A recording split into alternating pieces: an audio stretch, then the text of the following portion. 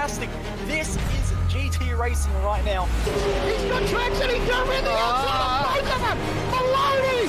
Oh, he's taken Anderson! Anderson's up top! Oh my god! Oh. Big crash! Oh my goodness, half the field's gonna get rolled! Second very close. These guys are want to make their way through the field very quickly. Oh, here we go! Oh no! That's massive! This is it! This is over! I can't believe this! Oh my god! God, what?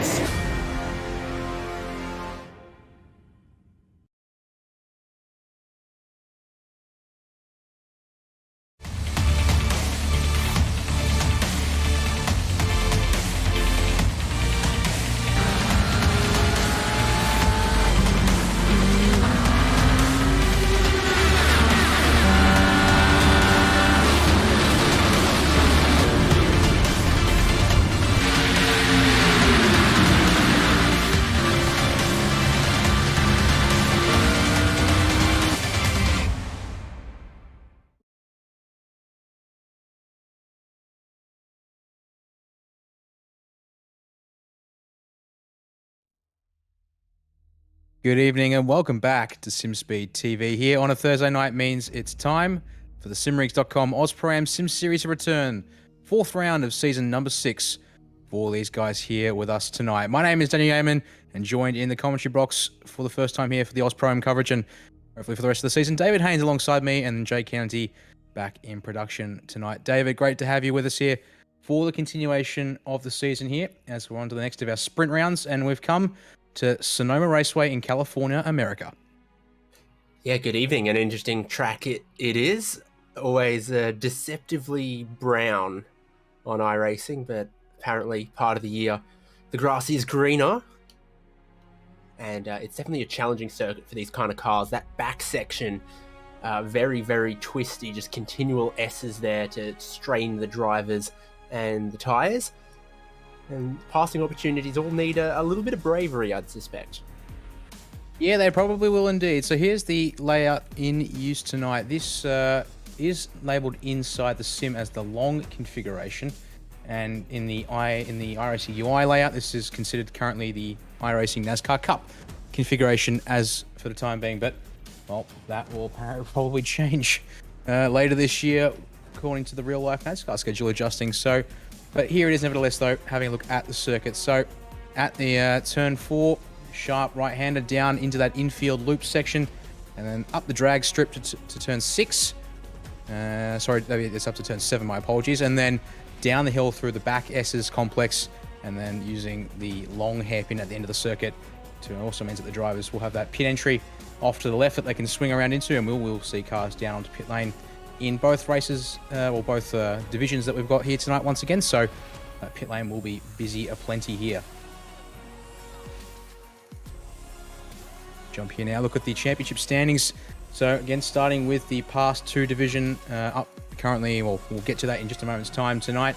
But here are those standings. So Matt Andrews has been the form of the field so far in his number 2 BMW M4 GT3. 100 points clear of Brady Buchanan, who's also in a BMW M4, and that's Chad Lewis in the Mercedes AMG GT3. That's your top 3, and then they're well clear of everyone else. But Owen Coleman, Hilton Booth, ahead of running out of top 5, and also close behind they've got Chester Lamb for P6, and then back to Jason Muscat, Mark Foster, and then John Nikolaev and Ben Pollock running out of top 10 here in Pass 2. But, well, it's sort of becoming a bit of a three-way fight there at the top of the Pass 2 standings. And also to consider, though, is the fact that this series here has a rolling balance of performance, BOP. You can see here that after the results from last week, which is a combination of both Pass 2 and the main Pro-Am that we'll see later on, David, the Lamborghini has taken another 0.5 percentage power point out of it. So they're down the lowest on power tonight. And Ferrari's got a little bit back after last week's race.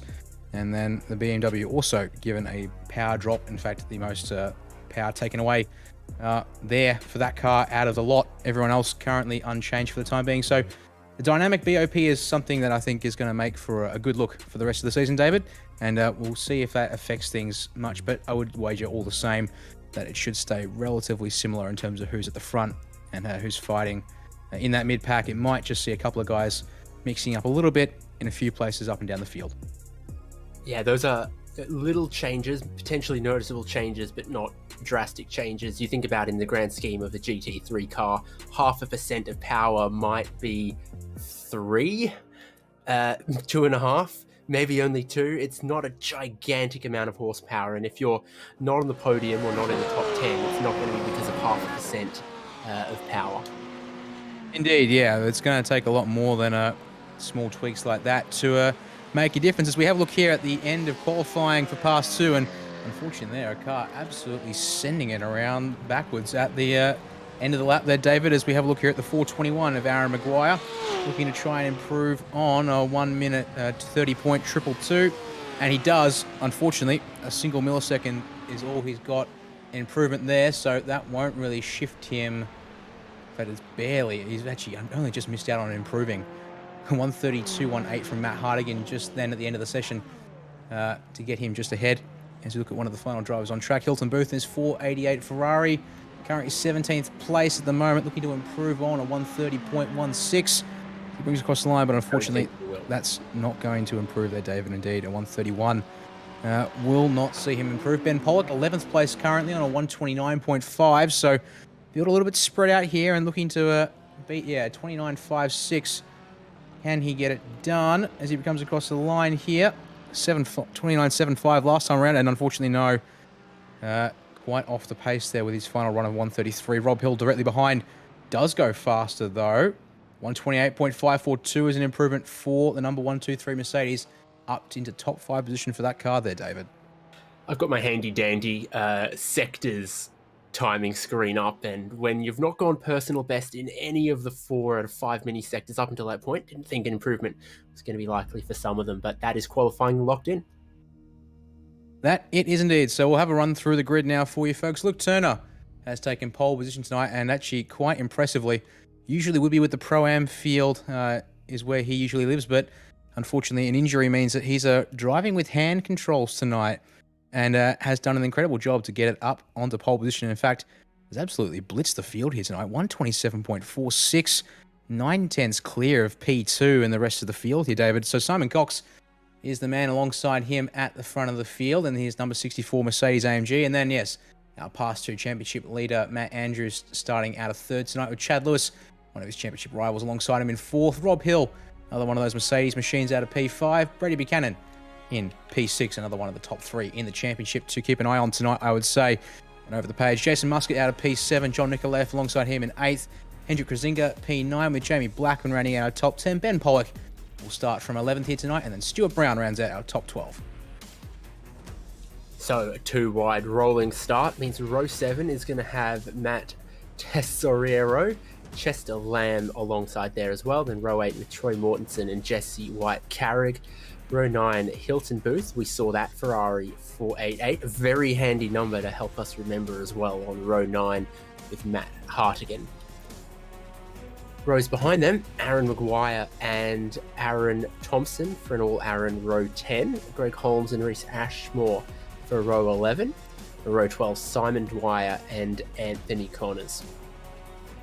And then our last couple of drivers in the field here, Greg Sholton starting out at position number 25 and has Paul Longworth alongside him in position 26. Jack Wittes there, we'll see him in action later during the Pro-Am division race later on. So here possibly just getting a read on things early on tonight, but he may have registered, and look like he has registered in his car, so possibly a mistake there from the 898, but he knows what to do, so he'll wait for later. So not long now, 20 seconds, but a full formation lap to come here, David. So we've got a bit of a moment here to sort of get our eyes, sort of an idea on what's coming up here tonight. 25-minute race for Pass 2 is what we've got first on the cards. And as always, fuel limitations and fixed setup here in the AusPro Sim Series means that we will be seeing all these cars come down the pits for one stop of fuel. 20 litres starting tank to be precise. And this week's restriction, 37% fuel tank for Pass 2 and the Pro-Am later on. So a maximum refuel for most of these cars at just under 38.5 litres to be precise.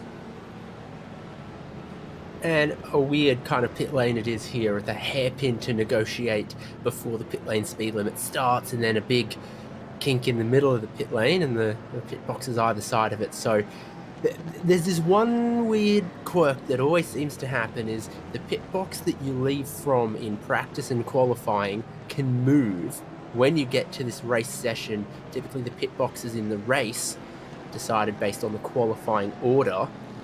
Of course, that wasn't set until the end of qualifying, so just always got to be a little cognizant of when you make that pit stop and it's the first time you've driven into the lane to that pit box location. Your pit crew might have moved up or down the lane since you last saw them. Indeed, that will have to be something some of these drivers might need to worry about. Did see Chad Lewis had the pole box in qualifying, so he won't be too flustered, I would think, given that he will have the fourth place position on the left of screen there in that Astro branded Mercedes number 27, white and orange there on the right side of screen. Indeed, so it's good to see we've got two of our championship protagonists here in pass 2. They are starting out of row number 3, which is perhaps a little bit behind where they want, but Simon Cox has showed up and he's here to race tonight with a qualifying time he put together, and that number 64 Mercedes looking good. But yeah, Luke Turner is going to be hard to beat here, I would think. And even though he's usually a pro-class competitor, good to see he's got the pass 2 decals on, so joining the pink brigade, as is what you'll see on the most of these cars that have got the decals for the series applied as well. So coming towards the end of the lap here, David, and we will have to wait for the iRacing green here before we get away. So these guys will get a little bit of time once they come around the hairpin before we get underway. The pace car pulls in, and now we're just waiting for that green flag from Barney at the start-finish line. Too wide at any speed to challenge through this particular hairpin, lest they're waiting with anticipation for the race start. There we go. They're rolling alongside. Simon Cox is giving a little bit of space here to probably get the jump, try and watch the jump on Luke Turner. Coming around the final kink in the front straight, and the green flag flies for pass 2 here, and they get underway for round number 4 of the series. We're almost 3 wide straight away, but it's Luke Turner to the front as they make their way up the hill. 2 wide, fairly amongst the field. Oh, trouble immediately though. Mercedes going around there on the inside. Chester Lamb in the number 80, unfortunately, has gone around early, David, but the rest of the field makes his way through turn 1 and up the hill for the first time. We look like we're okay. 2 wide still, though, for P4 there. That's now Brady Buchanan in behind the 2 Mercedes, but it's Rob Hill and Chad Lewis fighting side by side. Meanwhile, back at turn 2 and turn 3, unfortunately, the 18 of Greg Holmes Ferrari, he's gone around, and unfortunately, he's found the tyre bundle as we stay continuing watching this fight here for P4. Chad Lewis looking to try and hang on to that starting spot, and he has secured it for the time being. Now he's got to try and get his eyes forward because Matt Andrews has gotten a breakaway thanks to the pressure behind there. 1.2 seconds up the road. Not much, but just enough here that it gives him a breather in this early phase. All that finding your feet, finding the track conditions, finding the tyre pressure and temperature as well at the start of a race like this. And interestingly, your top 8 have all been fanned into single file in the order that they ran. You've got to look to 9th and 10th and 11th for anyone who's moved any spots. Even though we saw that battling around 4th and 5th place, it all ended up transpiring to nothing. Indeed, as they come down to the hairpin for the first time here tonight, we see a minute and a half has already been knocked off the clock, so we'll be thick and fast as the first driver into the pit lane is Stuart Brown in the number 9 Ferrari.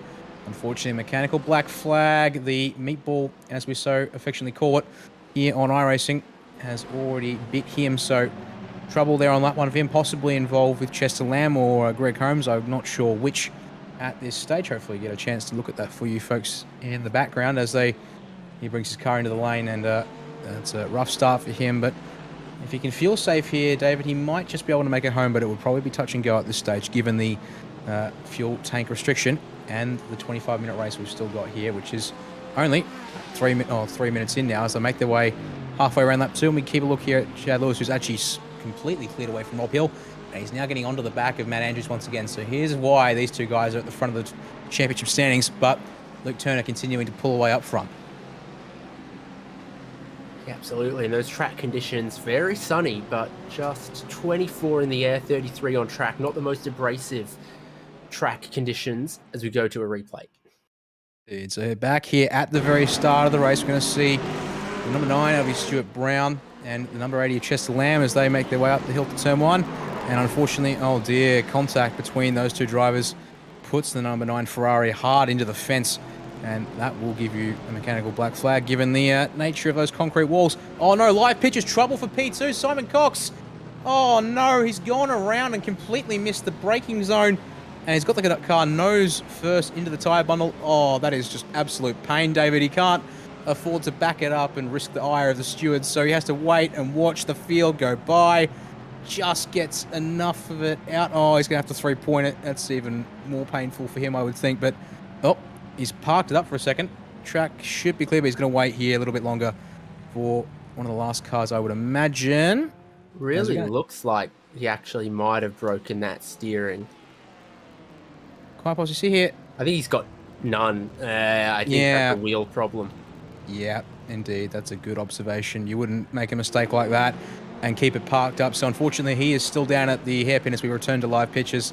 Unfortunately, we should expect in that case to see the 64 Mercedes back in the pit lane before too long. So one of our contenders from the front of the field we say goodbye to now gives Luke Turner a 2.5 second advantage up front as we keep our eyes here on the card. It's been promoted to 6th place, Jason Muscat in the number 46 Ferrari. He's got another one of the 488 Evos behind in the hands of John Nicoleff in the number 73. So they're trying to keep on the back of Brady Buchanan, who, as we mentioned just earlier at the start of the top of the show, 3rd place in the championship for the 16 BMW ahead. So they can ride with Buchanan. This should be a good round for them. And indeed, they're holding on quite nicely, just under 1.5 seconds there as they make their way down to the hairpin once again here, complete their 3rd lap of the race. And at this stage here, looking fairly balanced and neutral between them all. Is a little bit further down the pack, just watching Aaron Maguire in the 421 Porsche get passed by, that was Hilton Booth in the 488 Ferrari, but then he gets him back immediately under the corner exit there, David, and drag race up the hill, but he's able to get it done. And I think that both of them passed Jesse White-Carrick in the Audi, who maybe had some damage. I think definitely has a little bit of damage and ran well wide in the final corner too. So I think that's another car that's a little wounded and a little struggling. I wouldn't be surprised to see Aaron Thompson and Reece Ashmore, who are the next 2 cars behind, also put a bit of pressure on that Audi. You would think so indeed. Visual damage is clearly, well, it's showing, but it also seems to be enough to be performance compromising there as we jump back to replay to see when it happened to the 777 and Jesse White-Carrick down the bottom of the hill here. And oh dear, yeah, all crossed up and into the fence pretty hard. And yep, clips the fence for a second time for good measure. And yep, you see here comes Hilton Booth up the inside of the 421 Porsche. White-Carrick gives the country mile to the inside of the corner there to ensure things are all good. But Maguire did an excellent job there to actually get the over-under done whilst they're worried about car on the outside and take the place back for the time being. But with a pass like that coming from quite a ways back under brakes, I would expect Hilton Booth to probably think about having another go at it again. Unless he's willing to play the slightly longer game here with 19 minutes still on the clock. But he's looking, and he's looking. Almost thought about it just ahead of the shot here. But Maguire able to turn the car down a little bit early and cover it off this time by. So they don't change positions as we look out the back now of Maguire's Porsche towards the Ferrari of Hilton Booth here, David. And this guy's now fighting for 14th place and both doing a decent job in terms of positions. Maguire up 5 and Booth up 2 since the race start. Little squirrely through what they call turn 2. I won't get into the corner numbering around here. It's its own little special beast, but it's that part of the track I was highlighting from the far hairpin, just S's and S's and fast corners, then towards the hairpin at the pit complex. Just catching out Jesse White-Carrick there as the tyres get heated and loaded and heated and loaded. And eventually he had a bit of a snap there that saw him graze the barrier. A lot of these apexes a little blind and crests and dips as well. That they are indeed. Well, we're just having a look there at the number 3 of Hendrik Brzezinga, currently running in 10th place. But back to the battle for position number 14. Aaron Maguire has actually now dropped Hilton Booth on this lap here, David, by quite some margin. He's actually now challenging 13th place, the 83 is Troy Mortensen. And he's oh no! Maguire's gone around at the end of the S's. Oh no! Just as I was about to talk him up there, David, he's just clipped the dirt at the end of the track and now has to do for a painful 3-point turn. He hasn't been able to back it up enough to avoid contact with the tyre bundle again. Oh, pain for the 421. Opts not to come into the pits this time by, but He's now dropped to 22nd place, so he's definitely going to be ruining that mistake there. And you can get a chance to have a look at it, just how much he went off by. I don't think it was much, but we see here on the Virtual Racing Score replay, just a little wide of the apex. In fact, it's already gone. And unfortunately, just the load of the corners caught him out there. Yeah, not dissimilar to the kind of slide Jesse White-Carrick was having and then steered into. And remember, we saw one of these Porsches doing exactly that towards the tail end of qualifying, finding that wall on the inside, on the exit as well. So easily done through that corner with the way and the balance that Porsche at least is doing, and some others. Yes, it would seem that. Meanwhile, trouble for Matt Andrews on this lap. He's now just dropped back to 7th place. So whilst we're having a look at the Virtual Racing School replay for the 421 Porsche, something has happened to what was our 3rd place sitter. So here is the number 2, Matt Andrews, coming up to what is the turn 7 complex at the end of the drag strip. And that looks a bit too fast into the corner. Yep. Left, steer in the middle of a double right apex complex. Isn't going to do you any favors. So unfortunately, rear end goes around and back it up he does. Meanwhile, back to live pitches, and drivers are opting to get their pit stops done a little bit early here. Still just over 15 minutes on the clock, but down the lane comes Chad Lewis along with Matt Andrews, Roy Mortensen, Jesse White-Carrick, and Anthony Connors, your first 5 takers down pit lane. Does it feel like a surprise to maybe see Jesse White-Carrick? I'd come in earlier side of the pit window if I could. Hey, that's what I was talking about. Make sure you know where your pit crew is on the pit lane. Yeah, I'd be tempted to pit the earlier side of the fuel window, of that pit window, if I thought I could clean off some damage and get into some clean air. Yeah, that will be important indeed if he can manage it. Meanwhile, trouble out in track for the 303 Ferrari of Greg Scholten, the mechanical black flag for him. He's off track in the middle of the S's, and yep, that 303 was looking a bit rough and ready, and he's already immediately back to pit lane. So fortunately missed what happened to him, but he's gone off track, and that car is looking very much worse for wear. Meanwhile, back in P2, it's Rob Hill on the 123 Mercedes as we jump back to the Virtual Racing School replay. See 303 of Scholten a little wide through the first part of turn 7, and oh dear, just on the power hard. Traction control kicks in late in the Ferrari 488, and the right side of that car is looking a lot worse than it should be, unfortunately. And he tried getting it further down the track, but no dice. Meanwhile, though, cars into the pit lane. Rob Hill on the 123 Mercedes, Jason Muscat in the 46 Ferrari, Brady Buchanan, number 16 BMW, John Nicholas, 73, Jamie Blackman, 13, Hendrik Razinga, Matt Tesario, Aaron Thompson, Chester Lamb, Simon Dwyer. They're now all in the pit lane. So here come the responses from many of the drivers here getting their pit stops done. And a couple of those guys definitely, I think, for example, Chester Lamb there, he'll probably take a fast pair, I would wager, just to buff that one out as Chad Lewis comes by and looks to gain a whole lot of positions here as he makes his way around. And in fact, going to be a race off pit lane with Rob Hill, and careful there, Chad, but no, Chad! He's overdone it at turn 2, trying to outpace the 1-2-3 of Rob Hill on pit exit, and that's a drag race gone wrong, David, and that is the dramas with the pit exit here. That's nothing that Rob Hill could have done. He's just coming out of the pit lane, but Chad Lewis took the gamble offline and has paid dearly for that. He's back down to 10th place, make it 11th, and Stuart Brown threatening for 12th as they go up the inside at turn 4 here. And yeah, that Mercedes front left is definitely going to be a little bit worse for wear at this stage. Target fixation. He's looking at this car to his left. He's offline, and he just can't stop it once he's lost the rears on the offline low grip section. Yeah, a real shame for one of our championship protagonists indeed. He's going to have to hope this round doesn't hurt him too much. And as we see here, our race leader, Luke Turner, brings it down in the pit lane. He's immediately followed by the next 3 cars of Ben Pollock, Matt Hardigan, and Hilton Booth. So it'll be a matter of now everyone running out of fuel here in this race. Reese Ashmore indeed follows them in. So here comes Rob Hill. He's the first car that will be staying out on track, but Luke Turner's already cleared the pit speed limit, and he's going up the hill. So he's going to have the race lead by a country mile at this stage. The question is, Rob Hill is going to cycle through to 2nd place. So after, it's just, you see here, Chad Lewis bringing the 27 Mercedes back down onto pit lane to fix it up again. So heartache for one of our championship protagonists at this stage of the season. As we have a look here at the number pardon me, one of the BMWs would be the 86 of Ben Pollock there. Now fighting with Stuart Brown on pit exit. Stuart not opting to fight that one though and lets Pollock through. So through turns 2 and 3. Oh, just as we cut away, Stuart Brown's found the grass at the top of the hill and had to bring it back on track. And got to be careful there to not trip up what I think is one of his teammates. Yes, Jamie Blackman in number 13. Ferrari gets through there. And over the hill here through this infield section that makes up the longer course layout at Sonoma.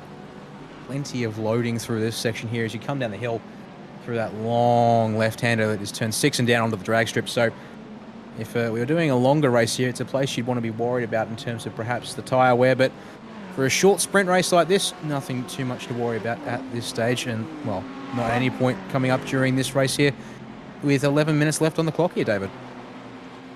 Even if they were, the track temperature just starting to dip as it gets into the later afternoon anyway. That's indeed something important to note. Well, weather, yep, slowly ticking on here as we approach 4 o'clock in sim time. And continue to watch the fight for the back end of the top 10. Blackman in number 13 Ferrari there with Stuart Brown. Matching paint scheme, so one does presume and be correct in saying teammates here. These two guys make their way up the hill this time for turn 1. You see here, preferred line up the hill, very much so. You're hugging the inside apex curbs, even though none of them apparently count for a corner apex around here, David. And as you're saying, yes, the corner naming or numbering peculiarities that are here at Sonoma are not to be... I've made peace with Road America. Fair enough, and this place... we'll just open a can of worms if we dissect it with any detail, though. On this particular lap, we better keep our eyes on the track action because Stuart Brown looking a little bit racy in comparison to Jeremy Blackman here, and at the same time, they're going to be worried because they've got, well, unfortunately, that's the number 64 Simon Cox behind them. Here's the next car on track or on board with right now. 488 at Hilton Booth, and a rough last lap for him, 137.0, so it does give the advantage to the two Ferraris ahead for the time being and a gap of 5.5 seconds. So they can afford to scrap with each other for a bit here, but if they keep going at it too long, they could easily drag in the 488 Ferrari. And there's number 25 Porsche of Matt Tesori. Oh, hang on, pardon me. I'm going to really scramble and get this jumbled up right now. Matt Tesoriro. Because, yeah, there's too many vowels in that name. I'm settling on Tesoriro now. Yeah, I think that might do us. But if you get a chance to tell us how it's said, Matt, we're in the AusPASS Discord, so you can go flame us in there if you need to. Meanwhile, we'll have a look again at the Ferraris here. Number 13, here's Jamie Blackman. He's actually let Stuart Brown pass this time by, and Stuart Brown immediately puts a good couple of car lengths in between them, 1.3 seconds to be precise. So a bit of back and forth between these two guys here at this stage of the race, and trying to figure out which of them's got the pace at this stage, and it looks like the answer is Stuart. 30.1 last time around versus the 131.7 as Chad Lewis aboard the 27 Mercedes, having to deal with a very slow 83 Ferrari of Troy Mortensen at the top of turn 2, and almost piled into that corner, and that could have been disaster. He's going to get underneath the 256 of Simon Dwyer and his Ferrari here at turn 3. Turn 4, and he's going to get the job done on corner exit. So another place gained in the redemption run attempt from Chad Lewis, up to 16th place, and again, his number box on his windscreen still not working on that Mercedes. Something I feel I've seen this before, and I keep being perplexed as to why it's happening. It's a digital dash display. It should be showing up with their position regardless of what's happening. As we jump back to a virtual racing score replay, and unfortunately the 303 of Greg Sholton looking all clean and pristine after his earlier whack, and he's found the concrete, and that left side of that car is complaining once more. That's definitely not the preferred racing line through that part of the track. These cameras always flatten and flatter parts of the racetrack. You and I know, and the drivers are all well aware from this driving perspective, which is even lower than this camera, you can't see any of these apexes through the first sector. So turn 2 there, can't see it till you turn into it. And then especially through here, it looked like a very foolish mistake, but you can't really see that apex until you're already bouncing over it. And then the track drops away the far side. You don't even see the wall until you're in it either. Indeed, yeah, that's very true to point out. Track knowledge around this place is key to being able to set up a good lap lap in, lap out as we have a look here at Stuart Brown, and now got past, pardon me, they're actually now, next target is Brady Buchanan in the 16 BMW, who's been passed by Hendrik Krasinga and I believe Ben Pollock. Yeah, in fact, Brady Buchanan's had an absolute shocker lap. He went down from P5, an off-tracking crash for him last time by, so that explains he is well out of position to where he was earlier on 38.1 was the time across the lap there. So new target in sight for Stuart Brown, and who's continuing to lap in the 130 range, so decent pace from him, not quite setting the world on fire at this stage, but nevertheless, you can see here 3 drivers ahead that he can certainly lock onto here. I mean, 6.5 minutes to go.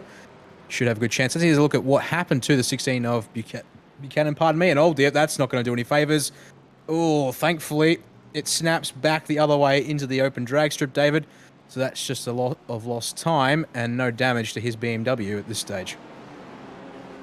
There were many, many chances that had to hit a wall, and it didn't. Jamie Blackman on that lap did find a wall out there, but for Buchanan, back and running and still time to make good on a position or two.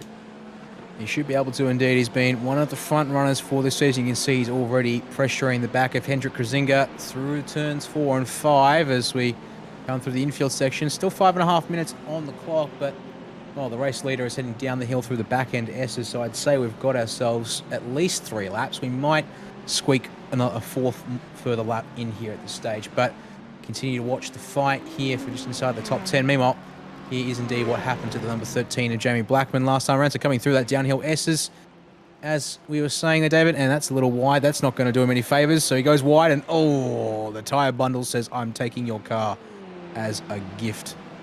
And to the Shadow Realm with the number 13. I think he went deep enough in there. He found Narnia. That was, just half a car width wide. Meant the outside tyres were on the dirt and the grass.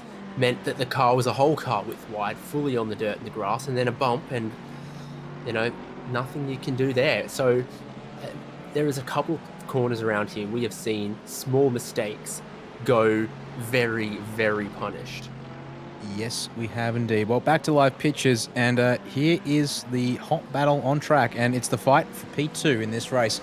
Rob Hill in the 1-2-3 Mercedes has been doing a good job up front most of this race, but he's now under pressure from Jason Muscat in the 46 Ferrari. And last time around, about 4 tenths taken out of the gap by Muscat. That's a very wide line through turn 6 from the 1-2-3 Mercedes of Rob Hill, and he's already thinking defensive here. 4 minutes still on the clock, but this is going to have to be one heck of a defensive run here. 16 seconds up the road to Luke Turner in the race lead. So there's no chance unless Turner makes an unexpected mistake. Oh, meanwhile, trouble out on track for the 421 of Aaron Maguire. Another off-track and crash moment for him. But best stay with this fight, I would say, because you see it's down the S's here, David. Good pace from the 123 of Hill, but possibly a little more vulnerable in the first half of the lap. So this might be a bit of a back and forth that we'll have to focus on. Matt Andrews in the background is shot, and he's waiting for any chance to catch an accident that unfolds. You see here the gap just under half a second between Hill and Muscat, and then just over a second at this stage between Muscat and Andrews. So very much that number 2 BMW is in the hot seat in case these two have an unfortunate mistake. But again, look here through the opening part of the lap. The 46 closes in. It's about a tenth is all he gains, and a little bit loose there on the exit of turn 2, so that's not going to help this time by, but looks to have a little bit, and look at the lines through here, just so much more confidence, angling it in at the apex of turn 3, and it's just compromising the run of the Mercedes through there, and just losing time that it can't really afford to give up. Although get to the back half of the circuit, and it seems to be able to pull away a little bit. As you see alternate lines through here. No, so that's a bit of an anomaly last time around for Rob Hill. Much more normal line through the middle of the track there, and out onto that exit curb. So under pressure, but it looks like it was just a little bit of a small mistake there from the second place driver last time by, so a little bit more in rhythm. And now the run down the hill, opting to go a little bit wider through the middle of the double apex at turn 7 and try and straighten the run up to get the power down early, and it looks to have paid off. Gap has increased slightly to just over half a second, and you see he's able to just get the car across a little bit more. As there's our race leader, Luke Turner, and no white flag this time by since there's 2:15 on the clock. So we are going to a 17-lap race here for Pass 2 tonight, David. And indeed, our eyes need to stay on this battle here because this is where the action is for the final podium spots. And yeah, the question is, does Matt Andrews have anything left in it? He's holding back for now, but got that gap down to 0.6 of a second to Jason Muscat. So closing in just a little bit here to pounce when the opportunity comes, but running out of opportunities as the time ticks down. Muscat, almost thinks about a move at turn 2, it would seem, but just a straight run on entry compared to the approach of the 1-2-3 Mercedes. Yeah, Muscat's really struggling for the traction off the corners through these slower ones here. He's aggressive and gutsy, and those are all very admirable racing traits. But turn 2 there and some of the other corners, he's just not getting power down smooth. As we see, one of the Ferraris in its number 9 is Stuart Brown, and that's unfortunate there for that car. Stuart had been running on the back end of the top 10, but coming into the pits, a 5-second stationary hold, and that's going to see him rejoining the track down in 18th place. So something going wrong there in the background for him, unfortunately, and have to keep our eyes on this fight. So again, Hill looking a lot more confident, or at least getting a better run off the double apex turn 7, and just compared to Muscat, seems to be opting to straighten it out. And meanwhile, there's our race leader. There's our P2, P3, P4 make their way down to the final corners. So white flag in the air, David. It's now most certainly Luke Turner's race to lose as the battle for P2 wages on. Matt Andrews has had a shocking lap. He's lost 2 seconds to P3 here. So now it's up to a massive mistake there, costing him that spot. Meanwhile, here's the fight for P7. Hendrik Krasinga, pardon me, fight for P6, Ben Pollock there, as Brady Buchanan up the inside of Krasinga there at the hairpin. So change of place for those two guys. And they're going to continue fighting on here as one last time up the hill. Again, different lines. But as you're saying, the Ferrari, in my personal experience, a little bit more vulnerable to wheel spin, at least with the default traction control settings. Allows a little bit more slip, but as a result, needs to be a little bit more gentle with the power application. These guys, you can see just a little tighter through turn 6 here this time by here. So trying to close the gap, but going to be potentially compromised on the exit here up the hill. One last time through turn 7. Is there a make or break move coming? I don't think so, but we wait and see. And Luke Turner's maybe been playing with them all race because he's just gone for a purple sector in sector 3. So he might be heading for his fastest lap of the race on the final lap as he continues to extend the lead that he has enjoyed all race long over everyone. 1:27.8 is the fastest time he's set all race. That was back on lap 2 as he brings it across the line to take a checkered flag here in pass 2. And a 1:28.8 unfortunately will not see him improve there. So that's his race done. The fight for P2 continues, but it looks like Rob Hill's going to hang on despite lap traffic here at the hairpin.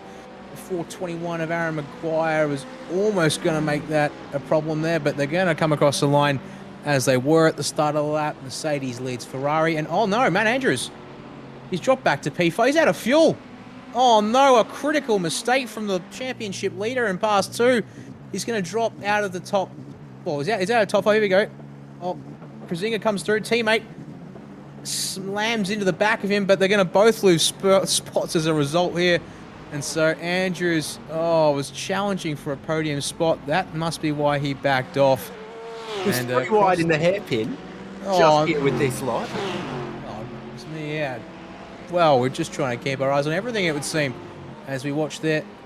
Chad Lewis bringing it across the line. I don't think Matt Hardigan was pleased with it. Yes, a little bit of a drama immediately after the checkered flag there. Hopefully go back and have a quick look at what happened between those guys. As across the line comes the 83 of Troy Mortensen in behind the 918 of Reese Ashmore. As the Ferraris pick up 15th and 16th here. And, well, that unfolded, not too dramatic up front in the end as it turned out, but a lot of action there inside the top 10 and just outside for good measure. Well, how about that for a race result here in pass 2? Luke Turner might not be at full strength and running his normal setup, but able to bring out a 19.5 second race win over Rob Hill in the 1-2-3 Mercedes. Jason Muscat, a solid result for him. Not quite able to get past that Merc, but I'm sure he'll be happy with P3 quite comfortably so for good measure. John Nikoliff brings it home in P4 ahead of Ben Pollock in P5. Brady Buchanan sneaks back up to P6, and their driver that was running 4th, Matt Andrews there in the number 2 BMW, under fueling his car. And having to be pushed across the line by teammate Hendrik Grazinga, 7th and 8th respectively. Hilton Booth in P9 with Matt Tessario rounding out the top 10 there in another one of our Porsches here tonight, David. Yeah, then Chester Lamb, Matt Hardigan, Chad Lewis, all 3 wide in the hairpin, the final corner of the final lap of that race. You can see that they were all pretty close as they crossed the line, even closer just moments before that. A bit of feeling and a bit of communication on that one too. Jesse White-Carrick, despite finding the wall and being one of the earliest pit callers, still got 14th place after fixing up that Audi. And then you've got Reese Ashmore, Troy Mortensen, Anthony Connors, Stuart Brown with 2 trips through the lane for some repairs or a splash of fuel or something, and ends up with 18th ahead of Paul Longworth and Simon Dwyer. Over the page once more, Greg Holmes unfortunately finishes one of our cars a lap down here at the end of the race. Aaron Maguire also a lap down there at the end with Jamie Blackman, Aaron Thompson and Simon Cox all joining him 1 lap down, and then our retirements, well, 1 retirement from the race was the 303 of Greg Sholton, 9 laps short of the finish. Well, we're going to have a quick look at a last lap replay here. So, goodness me, Chad Lewis, Chester Lamb, and that would be not the 14, that will be 999 of Matt Hardigan there. Thank you. As you see there, bit of a bump pass through the final hairpin. Chad Lewis on the outside was absolutely coming in with a head of steam, and yep, that's not very subtle in terms of intent. And, well, we'll have to see if the stewards have anything to say about that afterwards. We'll have to let you know next week. Well, that will be a brief break from us now, David, because it's time for us to get ready for the main Pro-Am division as they're up next here on SimSpeed TV. Stay with us, and we're back with you in just a second.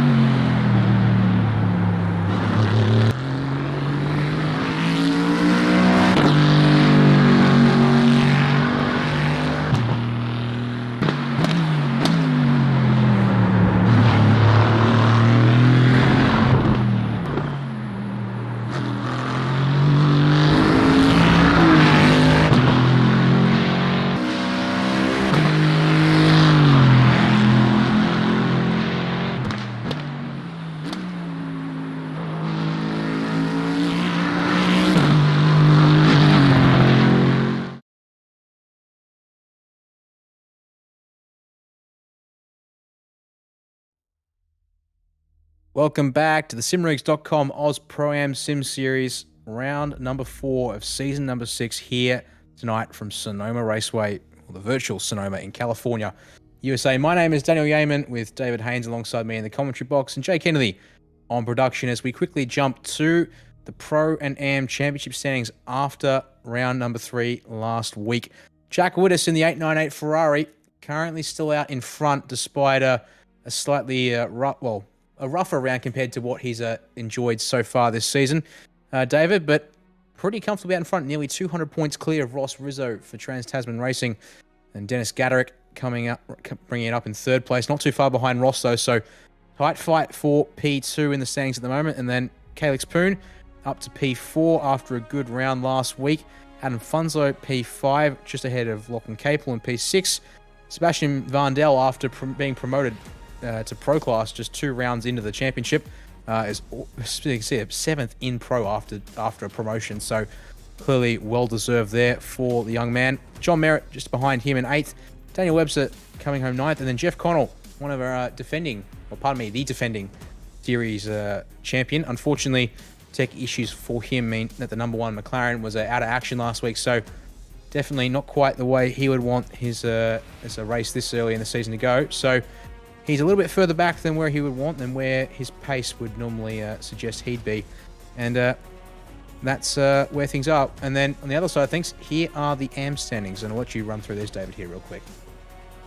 Yeah, well, Aaron Oliver with a tidy little margin there from Richard Brookfield, Nick Wood, Moz Moroz, Matthew Johnson and Damien Seeger just 2 points apart, ahead of Wayne Losh, Sam Lehman, Derek Auty and Elliot Osborne. I still think there's no such thing as a comfortable points margin until it's the end of the final round of the season. We've seen just about anything can happen here from the Pass 2 division. That definitely many a pitfall to Sonoma. Easy traps to fall into.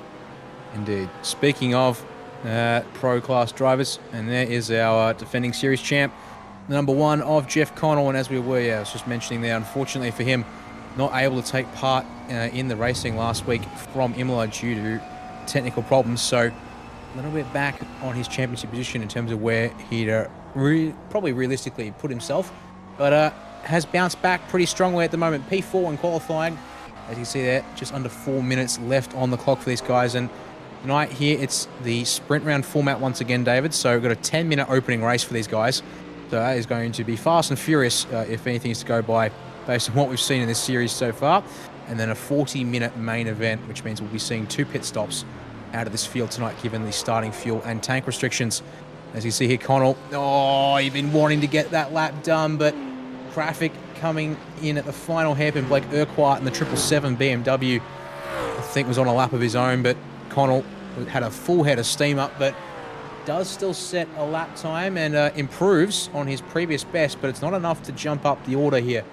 127.6 is still only good enough for 4th. It just gives a bit of a buffer, and now the job is to try and hunt down the top 3 in the 127.5 bracket. You can see there, James Scott currently holding provisional pole, but only 68 thousandths of a second, separating him from Jack Whittis, our championship leader, and P2 on the timing charts. As we have a look at our provisional pole sitter, and unfortunately, I can't help but notice there he's running the wrong default iRacing paint for the number boxes. And as someone who dabbles in team painting, it's one of those things that I guess I find a personal bugbear, but that's just because I'm a nitpicker who likes attention to detail around here sometimes. Yeah, I don't think he's going to care. He's been up personal best in all 4 microsectors so far, and in the last one, there's a whole lot of traffic for him. He just needs to put that out of his mind. I think this could be yet more improvement. Yeah, I think that's a good bet here. As he comes across the line, he's just going to hold in the 127 bracket, but he improves from a 27.5 to a 27.37. And, it's gone from just gone from 68 thousandths of a second to a nudge under 2/10ths of a second. So how about that for giving yourself a bit of comfort margin here with 2 minutes on the clock. And Jeff Connell could get close. He could, but an invalid lap that time by. He's got just enough time to get one more lap in here, and he's currently following the back of John Merritt. Oh no, but the 64 of Merritt slow through turn 2, and he's abandoned the run. And because we are in a heat format tonight, David, that is his chance at improving done, because we will be moving straight into the heat race when the timer hits 0 here in qualifying. It's like a rev limiter, it's a hard cut. Indeed, which does mean have to know your timings and everything to get your lap started. As Timothy Audi here in the 53 Ferrari, simrigs.com, Exodus Racing on the car. Currently one of our AM class drivers, 15th in class. Sorry, Timothy Audi, my apologies. Where are you, Timothy? I just found your brother Derek. Tim, there you are. Was 10th overall. Improves to 9th on a 27.778. Unfortunately, though, with the clock as is, he will not get a chance to finish this lap, even if he does continue to improve in the opening stages here. So, 9th will be the best that he starts this race tonight. Meanwhile, Jack Wittes, purple sector 1, purple sectors 3 and 4, apparently. So, he's on a flyer here. This could improve. Sector 2 was looking pretty decent. In fact, a slight hair faster than James Scott's last lap for good measure. So, around the hairpin he comes in the 898. Championship leader. Got a pretty comfy margin at the moment, but he comes across the line. Does he improve? Oh, he improves, but it doesn't hook up in the final sector. And despite the times on the board, yeah, the sectors 4 and 5, the last 2 on the lap, the 89 Porsche for James Scott has just been able to pull a gap there that he wasn't able to recover. So last couple of cars across the line. Aaron Oliver's going to get there by the skin of his teeth in the number 70 Mercedes, I think. Yes. Does he improve? He does. Big jump up the field there to a 28.5 from a 28.948 and gets himself up to P2 in the AM division. Well, just with that all said and done, it's time to now run through the grid here for the first of our Pro-Am races here, David.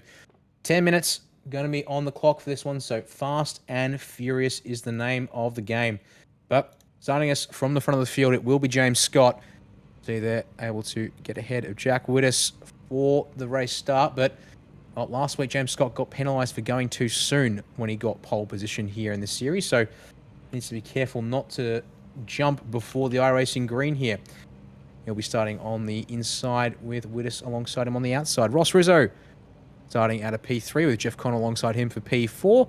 Dennis Gaderick and Calix Poon rounding out a top 6 and very much making it all pro at the front of the field. In fact, we have to get down a fair way before we get to the AMs, but we'll get to that in a second. Lachlan Capel, next of our Porsches, starting out a P7 in the number 18 machine. He's got Matthew Cartolone alongside him for 8th place in a BMW there. Timothy Audi, as we just saw at the end of qualifying there, is number 53 Ferrari, starting out of P9 with Michael Healy next to the Trans-Tasman Lamborghinis. 10th place for the 048. Dylan Rudd, new to the series this week, but 11th place, good start for him. And Aaron Raccanello making it an all Porsche row number 6 here, David. It's Adam Funslow and Graham Smith for row 7. Brandon Levin and Nick Wood, one of our better placed AM division drivers, up there in row 8. Sebastian Vandal is sharing row 9 with Aaron Oliver.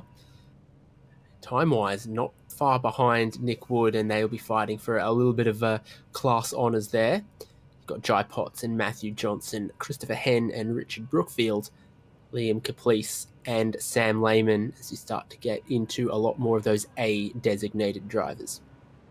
Indeed. Plenty of drivers here tonight, 37 to be precise. So Derek Audi and Wayne Losh will be starting off as the 13th row alongside each other. Damien Seeger and Elliot Osborne alongside each other for the 14th row. Dale Carpenter and Mosman Roz share row number 15. And then Daniel Hill alongside Chu Kang for the 16th row. Blake Urquhart and Phil Audi for the 17th row. And then John Merritt, one of the few, well, the only pro-class driver to, well, he did set a qualifying time, my apologies, but must have been a bit of a banker lap that he wasn't able to improve on. 129.59, definitely off pace for his, where he usually is. And Sean Lacey, the 36th and final car out on track, also in the AM division here tonight. So, well, with these races here, David, we've seen that it might be a 10-minute sprint that is sets the grid up for race number 2. But there's an inverted top 10 that will come up in that second race as a result. So the fighting is fast and furious, even if for the guys here at the front of the field, it doesn't make all that much of a difference, and still very much a 40-minute race with pit strategy and 2 stops that'll need to be made will dominate the way that race plays out for the most part. You see here the cars make their way up to turn 7. The question now really is, will we hopefully get no issues from race control in terms of the start procedure?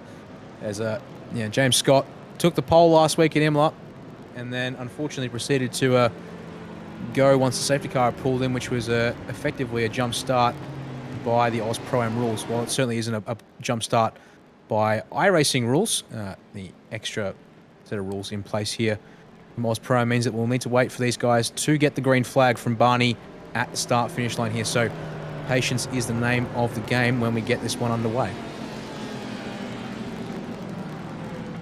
So the safety car driver won't have to wait long, but of course, your front row will have to navigate around the almost car park hairpin at the end of the lap here. Yeah, they will indeed. Well, we saw here in pass 2, they will be held for a while here out of the hairpin, so around the final turn they come, and awaiting the starter's orders, everyone is lining up. So indeed, message well received by James Scott after last week's infraction. So getting ready for the main game. Pro-Am at Sonoma is underway for the first 2 races tonight, and it's a drag race between the leaders as they come up the hill for the first time. 2 by 2 by 2 by 2 here in the first lap, and starting to go single file in the mid-pack. Oh, 3 wide, mate, that. Aaron Raccanello trying to go quickly up the inside at turn 2. He's made it work. There's a BMW going around the outside. Oh, no, trouble for Jack Witters at the front of the field. Oh, championship leader is up the hill. Oh, no, that has gone horribly wrong, and then actually parks it on the rejoin there to ensure nothing goes wrong. See James Scott's fallen down the order, and oh, no, oh, they're 3 wide at turn 4 still. This is what I was talking about, David. It might be a 10-minute sprint that is really good for setting up the grid, but these guys go at it hammer and tongs from the drop of the green flag until it's gone. James Scott's around at the exit of turn 6. Oh, the front row's had an absolute shocker here tonight. Oh, careful there with the rejoin. Oh, yikes, that nearly got nasty there, David. Looks like he's just going to get the rejoin done and drop in behind Witters. And it's been an absolutely bonkers opening lap for the front row, but everyone else seems to have calmed down. And guess who's made his way to the front of the field? After technical dramas last week, Jeff Connell has taken full advantage and gotten to the provisional race lead here at the end of the first lap, David. Can you say front row curse? I can, but this is what happened on the start for Witters. See, round the outside through the opening part of the lap, trying to play the inside for turn number 2 at the top of the hill. And there was not a lot of real estate to go around. Typical California for you. What happens? An ambitious but expected dive. Ooh. Does he maybe just turn himself a little bit on the nose there? He ends up the hill with the spectators. And as a result of it all, it sent James Scott back down the order as he tried to gather it back up there. And then moments later, he would end up spinning here at turn 6 as we return back to live pitches. And other drivers to make a good start include Lock and Capel at 3 spots. Oh, more trouble for James Scott. More trouble into turn 6. Matthew Johnson, the number 11 BMW, has just clipped the number 411 of Sebastian Vandel. Oh, and newly promoted to Pro last week after absolutely nailing it in the AM divisions to start his championship, and was rightfully 7th place in the Pro division despite starting the series as an AM. And unfortunately for him, he's now back in 30th outright here tonight. James Scott's down to 34th outright. Meanwhile, Elliot Osborne's lost at the exit of turn 7 in the... Highland already lost. Osborne in the number 57 BMW. Oh boy, lap 2 and it's still going on. And James Scott actually leaving an auto bind in the chat. So something I believe he's not too impressed with there, it would seem. As oh, yikes! Oh, trouble at the end of the S's. Oh, his car's flipping. Oh, John Merritt's gone for a barrel roll and a half, and that's Christopher Henn's Ferrari, if I'm not mistaken. Oh, there was a nose out on the track, and oh no, here comes James Scott, yikes! Just as we cut to the virtual race score replay, Scott's gotten through safely. But we need to rewind, and I think we need to go ahead to find Christopher Henn. Actually, to say here at John Merritt, I think is probably good, David, because, oh my goodness, this just unfolded. So Merritt at full speed through the Essex complex. There's a nose. Oh, yikes, it's been used as a ramp.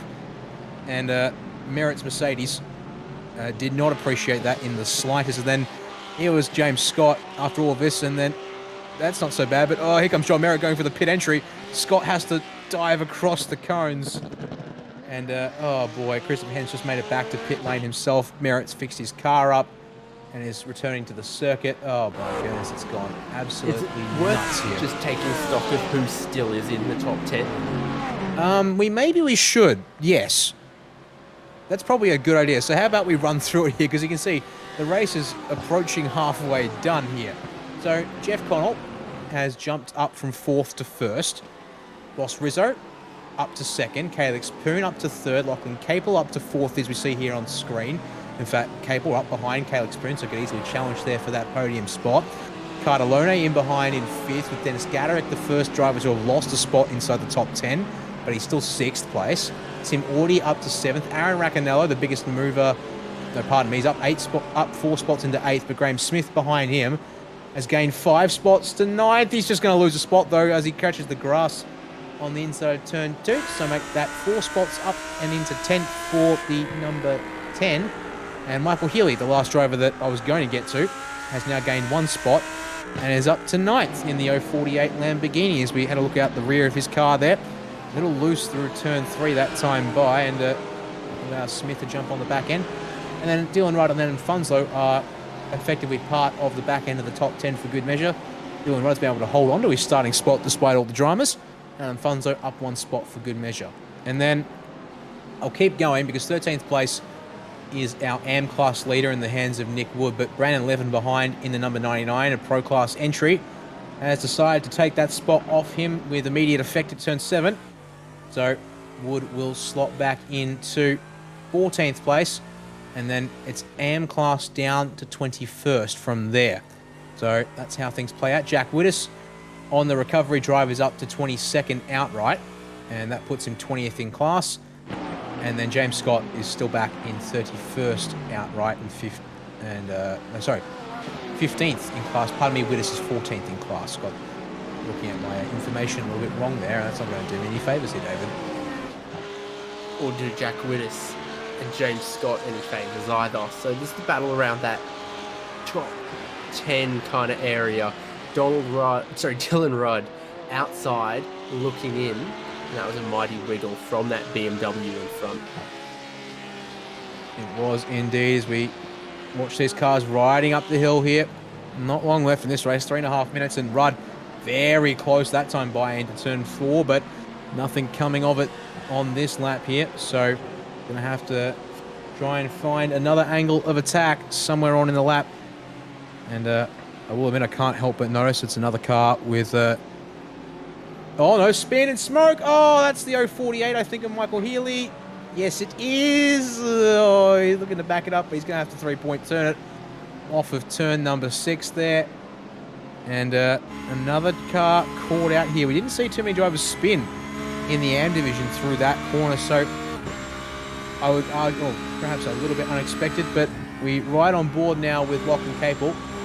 Still in 4th place, but he's shadowing 3rd place Calix Poon in that 509 Lamborghini, and they're both not too far behind Ross Rizzo, who's got 2nd place up ahead in the 784 Lamborghini. Jeff Connell 2.4 seconds out in front, so he looks relatively comfortable at this stage. So the eyes are here, and well, 2 minutes 30 on the clock as they come across the line. So 2 laps to go here in Pro-Am. We're going to get a 7-lap opening race, and these guys, I would think at this stage, will be looking to consolidate and think about the feature from here, but well, it would seem that never say never in Oz Pro-Am is an apt description when you're trying to do commentary for this series, as Capel is awfully close on the brakes, and in fact he's a little bit too close. He's pushed that car too deep, and in the grass on exit for good measure, he's going to have to give up a bit of time and distance that he's going to have to work to close back up here again to in the middle of this one here, David. Him and a bunch of the other Porsche drivers very keen to get deep into the straight line braking zones. Yeah, it would be very true indeed, as we look here at number 15 of Sam Lehman. Speaking of another Porsche, currently running a 9th in AM class and 22nd outright on track, and fighting with fellow AM drivers Damien Seeger and Blake Urquhart in particular, who are directly behind him. And mind you, only half a second behind Mosman Ross, another one of the AM class drivers here. So Lehman could have a go at it. Meanwhile, behind them all, almost too wide into turn 7 for Urquhart and Daniel Hill. Also brought Michael Healy back in, as you see here, trying to recover from that spin and a miss for the 048. And look at the speed difference from getting the line right. And oh, hello, Dylan Rudd. Offline and slow, and now falling into the midst of the M class traffic here. So that is a mistake there of some kind. He's seen the pirouettes of others and decided to attempt a 720. Well, that would do it indeed. So not too great there for Rudd. He slots back into 16th outright. The landing was a lot cleaner, so the judges have rated it more highly. Ah, excellent. Well, that's good to know, as we're going to jump on a virtual racing score replay to have a look at said 720. So down to the bottom of the hill in the S's. Is that car's going to give way? It's going to give way exactly like we saw last race. Did we bounce off the tyre wall for good measure? You must have bounced No, I don't think so. Oh, okay, impressive, because that car was going in at a decent trajectory on that camera angle. I would have thought the car would have bounced off the tyres and spat itself back out on the track, but well, we don't get a chance to see what happened. But white flag was taken this time by Jeff Cole. You can see him there disappearing over the crest and fairly comfortably out in front. It's 2.7 seconds now, the gap to second place. Meanwhile, Lachlan Capel, he's got one final shot here at the hairpin if he wants it. The question is, does he take it here on the last lap? He thinks about it, but no. Caleb Spoon defends the inside, so unless Capel can absolutely drive it off the inside over under, he's not going to be able to do it. Jeff Connell, meanwhile, started fourth, but able to take full advantage of the lap one chaos for the front row and gets past Ross Rizzo for good measure. Yeah, we started alongside him, and it's a race win. That is a rebound that Jeff Connell most certainly would have wanted and most appreciates. Nick Wood, meanwhile, might be 12th outright, but he's the first of the AM drivers. That's a well-deserved class win for him. Aaron Oliver, not far behind, but definitely, therefore, chipping away slightly at Oliver's class championship leaders. Look at this. Oh my goodness, we've got cars 2, 3 wide across the line. And our pole sitter, a race to regret there. 28th at the line for him as he brings it up the hill. So, going to have to be careful with his next race, and starting way back there with all of his speed, that could certainly be dicey. Well, we'll have a quick look at the race results from the first of the two Pro-Am races here tonight. Jeff Connell takes the win ahead of Ross Rizzo there, able to jump him on the opening lap and then just step away bit by bit on that race there. Calix Poon holding off Lachlan Cable for third and fourth respectively, and Matthew Cardellone a little bit further back there in fifth place, but ahead of Dennis Gadderick for sixth place. Tim Audie in seventh, ahead of Aaron Raccanello for eighth. Graham Smith in ninth, rounded out by Brandon Levin. Finish off our top 10 here, David. Yeah, so invert that top 10 for your grid for race number 2. Everyone else here starts as they finished.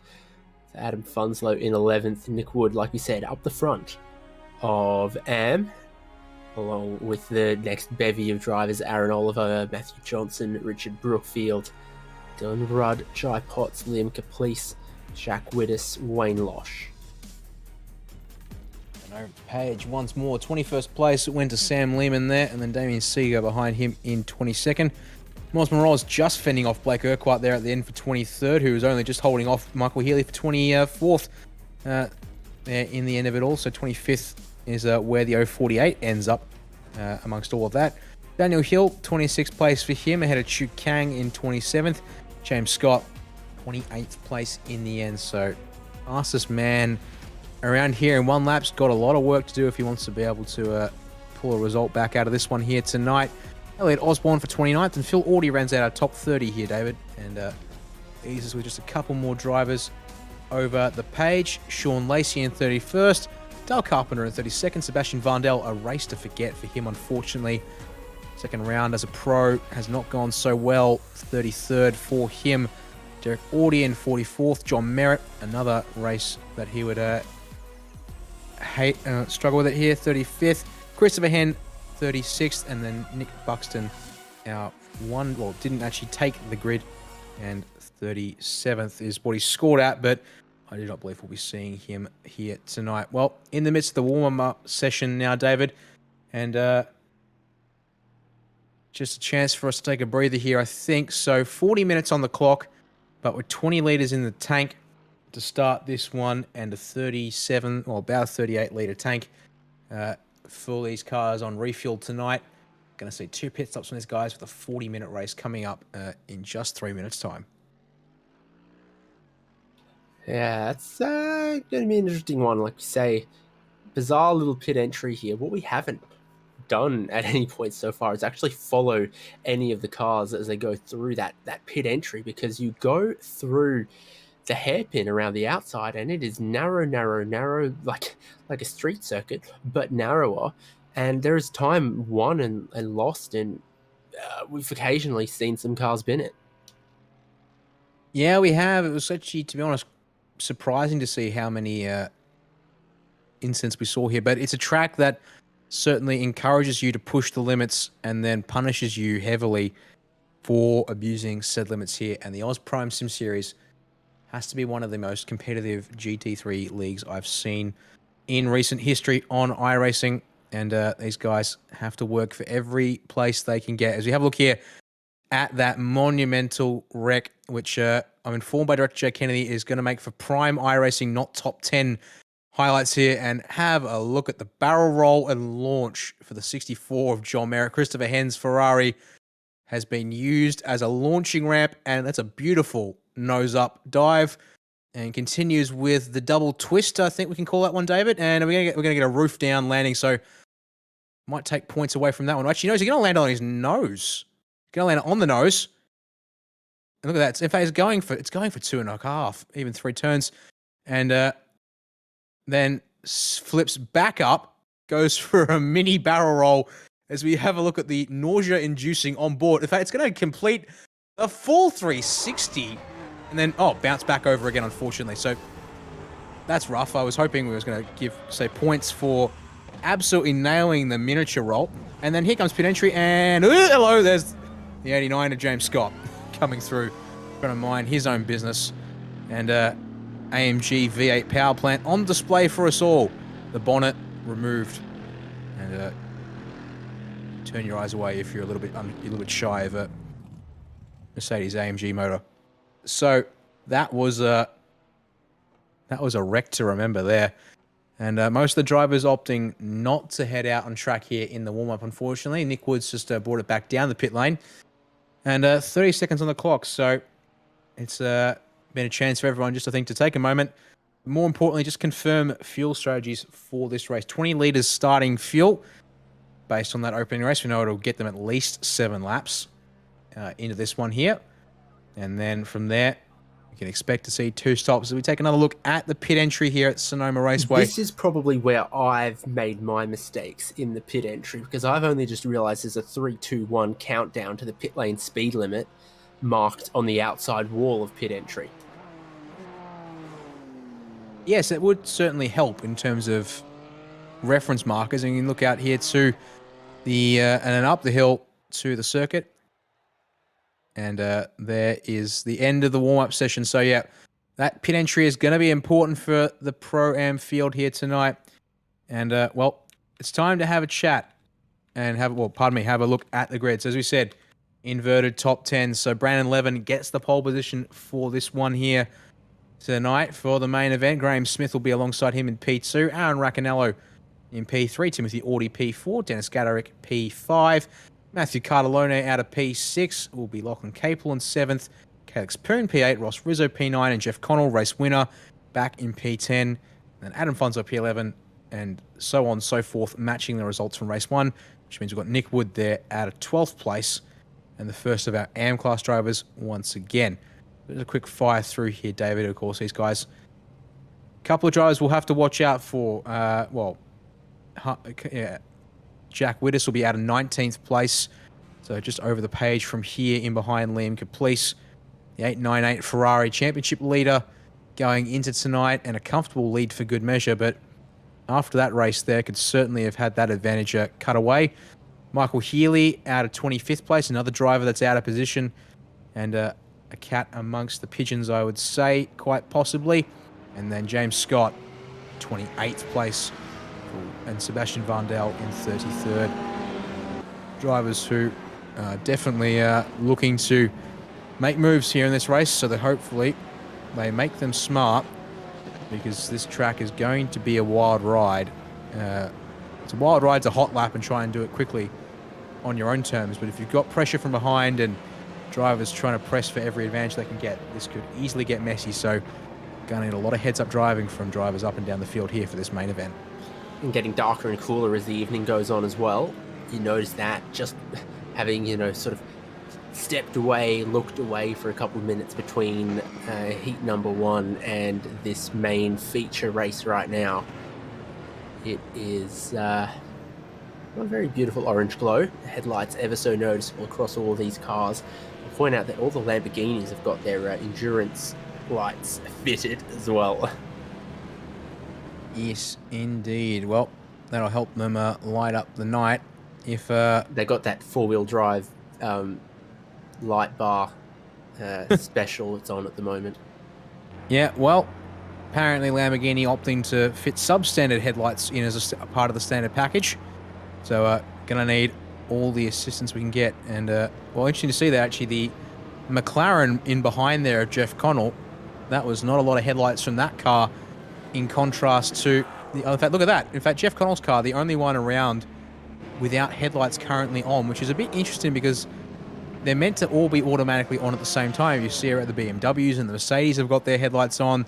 The Lamborghinis have got the endurance light bar on full blaze. But that McLaren going for the inconspicuous stealth look there in the number 1 machine, perhaps. So have to keep our eyes on how far he gets at the field.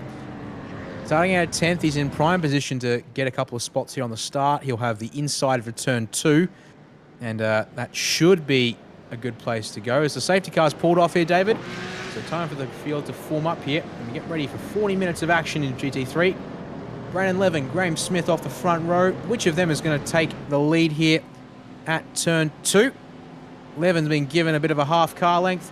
As we come around the final kink, green flag is in the air. 40 minutes on the clock is green. And indeed, Brandon Levin's going to lead the field up to turn 1 and 2. We are 2 by 2 for 3rd and 5th. Up the hill for the first time here. And spin already. Oh no, our AM class leader Nick Wood's been turned. Oh, he did a great job in race 1, but he's immediately been turfed in race 2, David. And straight to the back of the field he goes. The rest of the field filing through turns 3. Unharmed so far, although there's a hip check sending someone around. Oh, multiple cars off at the exit of turn 3 and the entry to turn 3 as well. Oh, and inside of turn 4, a Trans-Tasman car's around. Oh boy, elbows are out. It's drama aplenty, and Michael Healy, starting in the mid-pack, has rediscovering why it sucks to start in the mid-pack once again. And meanwhile, I was just going to talk up James Scott, who's currently, we'd already gained a whole bunch of spots, but he's just been shuffled back after a bit of a aborted a move attempt. So he's currently 21st and up 7. He was as high as 19th, but a mistake trying to get a move done there at turn 6. Compromised his run and a couple of spots. Meanwhile, back at the front of the field, David, here they are. That's Dennis Gaderick there. He's lost a spot to P6 already, but single file into the hairpin for the first lap as they come down here to get lap 1 complete and under the books. So you see here any moves, you'd think not, and Gaderick just shows the nose across the line, but nothing of it this time by. He was another driver with a pretty good start that just kind of got boxed in, and when the track is narrow and it's 2 wide, potentially 3 wide, you might have all the speed in the world, but if you've got no line and you're boxed in and you can't go anywhere with it, and you can't make your moves happen. Indeed. Meanwhile, back on the virtual racing school replay, and unfortunately, the number 60 Christopher Hen. Oh, good lord! Talk about wrong place, wrong time. Christopher's been in the wars in race 1, and his car has been absolutely struck by a cruise missile in the shape of a BMW M4 there, David. And oh boy, that car is walking wounded. I'd be impressed if he was able to limp the thing back to the pit to see there. Michael Healy having just recovered, and I'm being told by Jay Kennedy it's going to get worse here. And yep, so car is a no left steer, and he tries. Up the hill we go, and down the hill we come again, and Christopher Hen opts for discretion and takes the pain of the toe on lap 1 rather than trying to stick it out. So back to live pictures, David, and unfortunately that car, that number 60 Ferrari has been in the wars tonight. And that's basically his race over and done with, because here comes the field to put him a lap down now. But meanwhile, it's relatively calm. Now everyone, I say that, we've had trouble at the hairpin. Moro's got, a little bump and run potentially there in the final corner, and you see him too wide right up in front of him. Blake Urquhart, Sebastian Vandel going side by side up through turn 1, and Urquhart was said sorry on the radio, so in fact an instant redress for that car. Meanwhile, just ahead of them, Phil Audie in the 45, Phoenix Smokers AMG. He's gone off at turn 2, and he's just slammed the concrete trying to 3-point the thing. So I think it was on his own there as we have a look at it on the replay. So here's the hairpin moment, thanks to Virtual Racing School replay, and yep, Urquhart in a bit deep, thanks to Moroz being in a bit deep for good measure. So kind of just moves him aside, unfortunately. And then, here into turn 1. Audi way too... Oh, goodness me. Whoever that was ahead of them there, Daniel Hill, I believe that would have been in the 14 Mercedes. Incredibly lucky to get away with not taking a Mercedes sideways up the diffuser there. Watch your language. Wow, not something you want in your race this early in the race with a lot of strategy still to play out. So back to live pictures. Now that's interesting to see there as we have a look at what is the fight for 12th place. Jeff Connell has not actually moved forward here since the start of the race, and in maybe just trying to be incredibly cautious, knowing that got the race 1 win under the bag. And flashing headlights from the amateur class car of Matthew Johnson in behind, who now leads that AM division thanks to the turning and spinning of Nick Wood, who's currently back in 28th outright. But Connell give us an on board. Does Connell think he can one-stop this? I reckon Connell is playing the very long game as he comes out of turn number 4 here. Yep, he's clutch rolling. I knew it. Monumental clutch roll over the hill through turn 5 into 6. And that's why drivers are a bit ticked off, because he's opting to try and stretch the fuel as far as he can go here. So looking for an extra lap, it would seem. Look at this monumental roll up the hill into turn 7. The cars behind weren't able to make a move stick, so no wonder that they're on the blinkers. They're here to race all by themselves and at speed. Jeff Connell, though, is playing a long game with the pro guys ahead, so he's willing to sacrifice pace and track position here at this stage for the fuel savings. Well, this will be curious to see indeed. We know 20 litres of fuel gets you at least 7 laps. Maybe talking close to 8 laps, and it's a question of how much fuel saving you can do here in this stage. But if he, getting plus 1 lap here at this stage, David, I don't think will enable a one-stop race unless he then opts to be incredibly aggressive with fuel saving in the second stop as well. I would suspect at this stage it's a matter of just stretching the opening tank as he's rolling up the hill through turn 1 again. So big fuel save and just, forcing the guys behind to check up. As we speak of guys being forced to check up a little bit, James Scott has joined the back of the train. He's 17th outright. The next pro car in line behind Jeff Connell. So got the top 4 in AM to navigate here. You can see the fire-breathing McLaren is spitting flames like crazy tonight with a plenty off-throttle moment from Jeff Connell. Just watch this over the hill. Please, I would like a first-class seat near the cafe car on the Jeff Connell train. See there, plenty of braking and off-throttle runtime for that car there, as James Scott's already made a move this lap by, so he's up 12 spots from his starting place. And oh no, Jack Widders is back to the pits, and that's been a disaster. Oh, the 898 off in race 1, had recovered nicely in race 2, but he's back to the pits and joins Christopher Henn in the oh no, and so loses it all by himself on the brakes, it looks like. And then that would be Derek Audie maybe. Gets him and just tries to spin it around. Opts not to do this. So first driver into the pits though, on a legitimate strategy call. Dennis Gaderick bringing the 190 Mercedes AMG down after 5 laps. Now this is very fascinating, David. So we have seen in the previous rounds some drivers opt to short run the first stop, but it's gonna be quite interesting gambit around here. So definitely looking for open track position. He's joined in the pits by Liam Caplice, one of our AM class drivers. So Gaderick is falling. It's a long stop here. Well, everyone's already, pardon me, everyone is bunched up so much. So Gaderick opting for clean air here rather than running the fuel at 14.4 seconds stationary.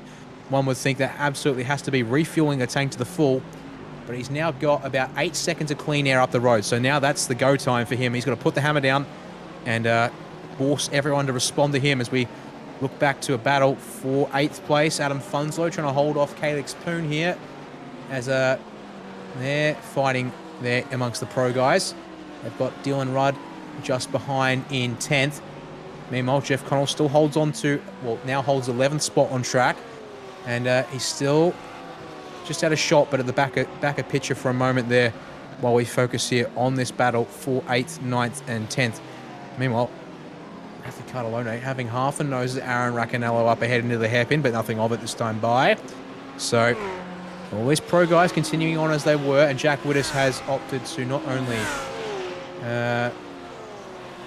retire the car from this race, but retire himself from the service. So a round to forget for the 898 and championship leader going into things tonight. Meanwhile, drivers down onto pit lane. Wayne Losh, Elliot Osborne, Mosma Roz, pardon me, Damien Seeger.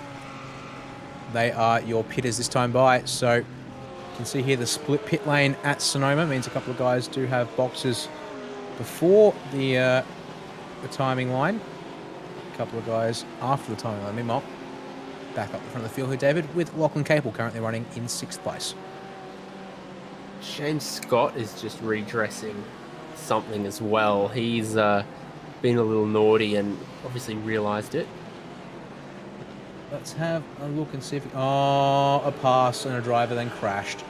That's not looking too healthy there for Matthew Johnson. So let's have a look at it here on the Virtual Racing Score replays. Scott's been on an absolute mission. And yep, Scott taking a no prisoners approach. And yeah, unfortunately, that wasn't really on at any point. So immediately redressing. Good to see from the 89 that willing to make amends here and now on the track. But clearly needs to be a little bit more careful. These drivers have every right to the track ahead of him. And so long as he can make the moves cleanly, then all the more power to him. But dive bombing another guy at a turn like that isn't going to do him any favours. He opts to come down on the pit lane, following in Graham Smith, Tim Audie, Calix Poon, Aaron Oliver, Sebastian Varndell, Blake Urquhart, Sean Lacey, Nick Wood, and Richard Brookfield this time by. So just about the tank running out, but it looks like 8, maybe 9 laps on the cards here now. So here comes the game of Jeff Connell. How much further can he stretch his opening tank here in that McLaren, I wonder, as we look here on board with Ross Rizzo, now challenging Lachlan Capel for 4th place on track. There's still a handful of drivers running a bit longer into this stint. Rizzo being one of them. Shaping up on Capel. Far end of the circuit. Different lines here. I'm personally always looking for the apex. The second apex there.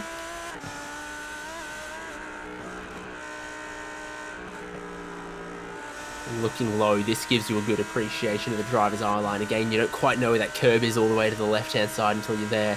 You don't quite know where the curb is on the exit there until you're there. But looking at Ross Rizzo giving up a little bit of that time as we watch one of these races in pit entry. I wouldn't be surprised to see Ross Rizzo and Jeff Connell on that same kind of strategy. Well, Rizzo's down onto the pit lane with the crew, so the answer is 8 laps conventionally is how long your fuel tank lasts. Jeff Connell, though, has gone for 9 laps, but he's not the only one. Lachlan Capel also reckons he's got 9 laps of fuel in that car. So he stays out for another lap around here and takes the race lead for the time being here in that number 18 Porsche. So here comes the alternate pit games as Daniel Hill and the number 14 Mercedes also looking to make it 9 laps as well. He's going to jump past all of those guys in the pit lane for the time being, but with obviously coming through the field just now, that will take a bit of time as, oh boy, Michael Healy having come down the lane at the end of lap 8. No, pardon me.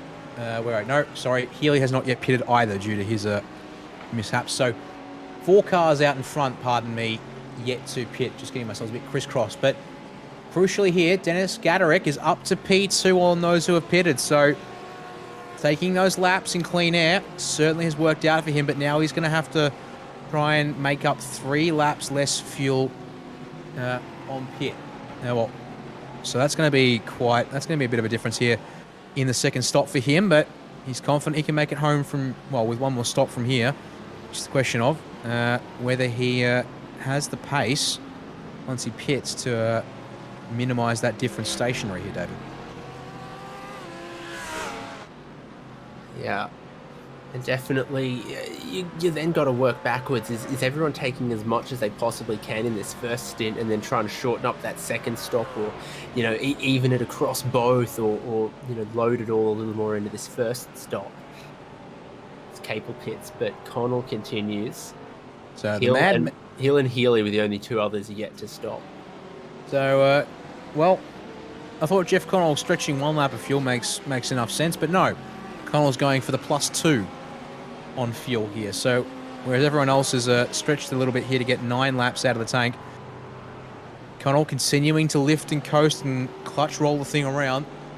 So, still probably burning a bit of time here compared to everyone else out on track, but a personal best sector 1. Oh no, Capel. From the number 1, and trouble for Capel. Trouble for Capel indeed. Oh no, that's Aaron Raccanello that was just going slow there as well. And then the rejoin, oh, just clips Liam Caplice and Aaron Oliver. Top 3 in AM, trying to sort themselves out here and have to navigate the recovering number 18 Porsche. And oh dear. Oh, meanwhile, there goes, and Raccanello way out into the grass past turn 4. The mechanical black flag has come out for several cars on this lap, including Caplice, who got caught up and also replay. And oh dear, Raccanello way too deep at turn 2. Obliterates the inside of Lachlan Capel's car. A minor miracle. Capel doesn't have the mechanical black flag when Raccanello does, to be honest here. But unfortunately, the rejoin a little bit scurvy. And then Caplice, that side swipe has meatball the number 20 Ferrari there. Wow. And right now, Jeff Connell pits, going longer and longer and longer than anyone else. Can he make it to the end from here? I doubt it. Isn't the maximum fuel tank size larger than the starting fuel? Correct, yes. So 38. It can go longer, but how much longer in the second stint's the question then? Well, about twice as long, if my fuel numbers are correct. You know, we've not seen it yet this year in this series, but despite the fact that I've been poo-pooing the fact that a one-stopper is going to happen, he's made it 10 laps.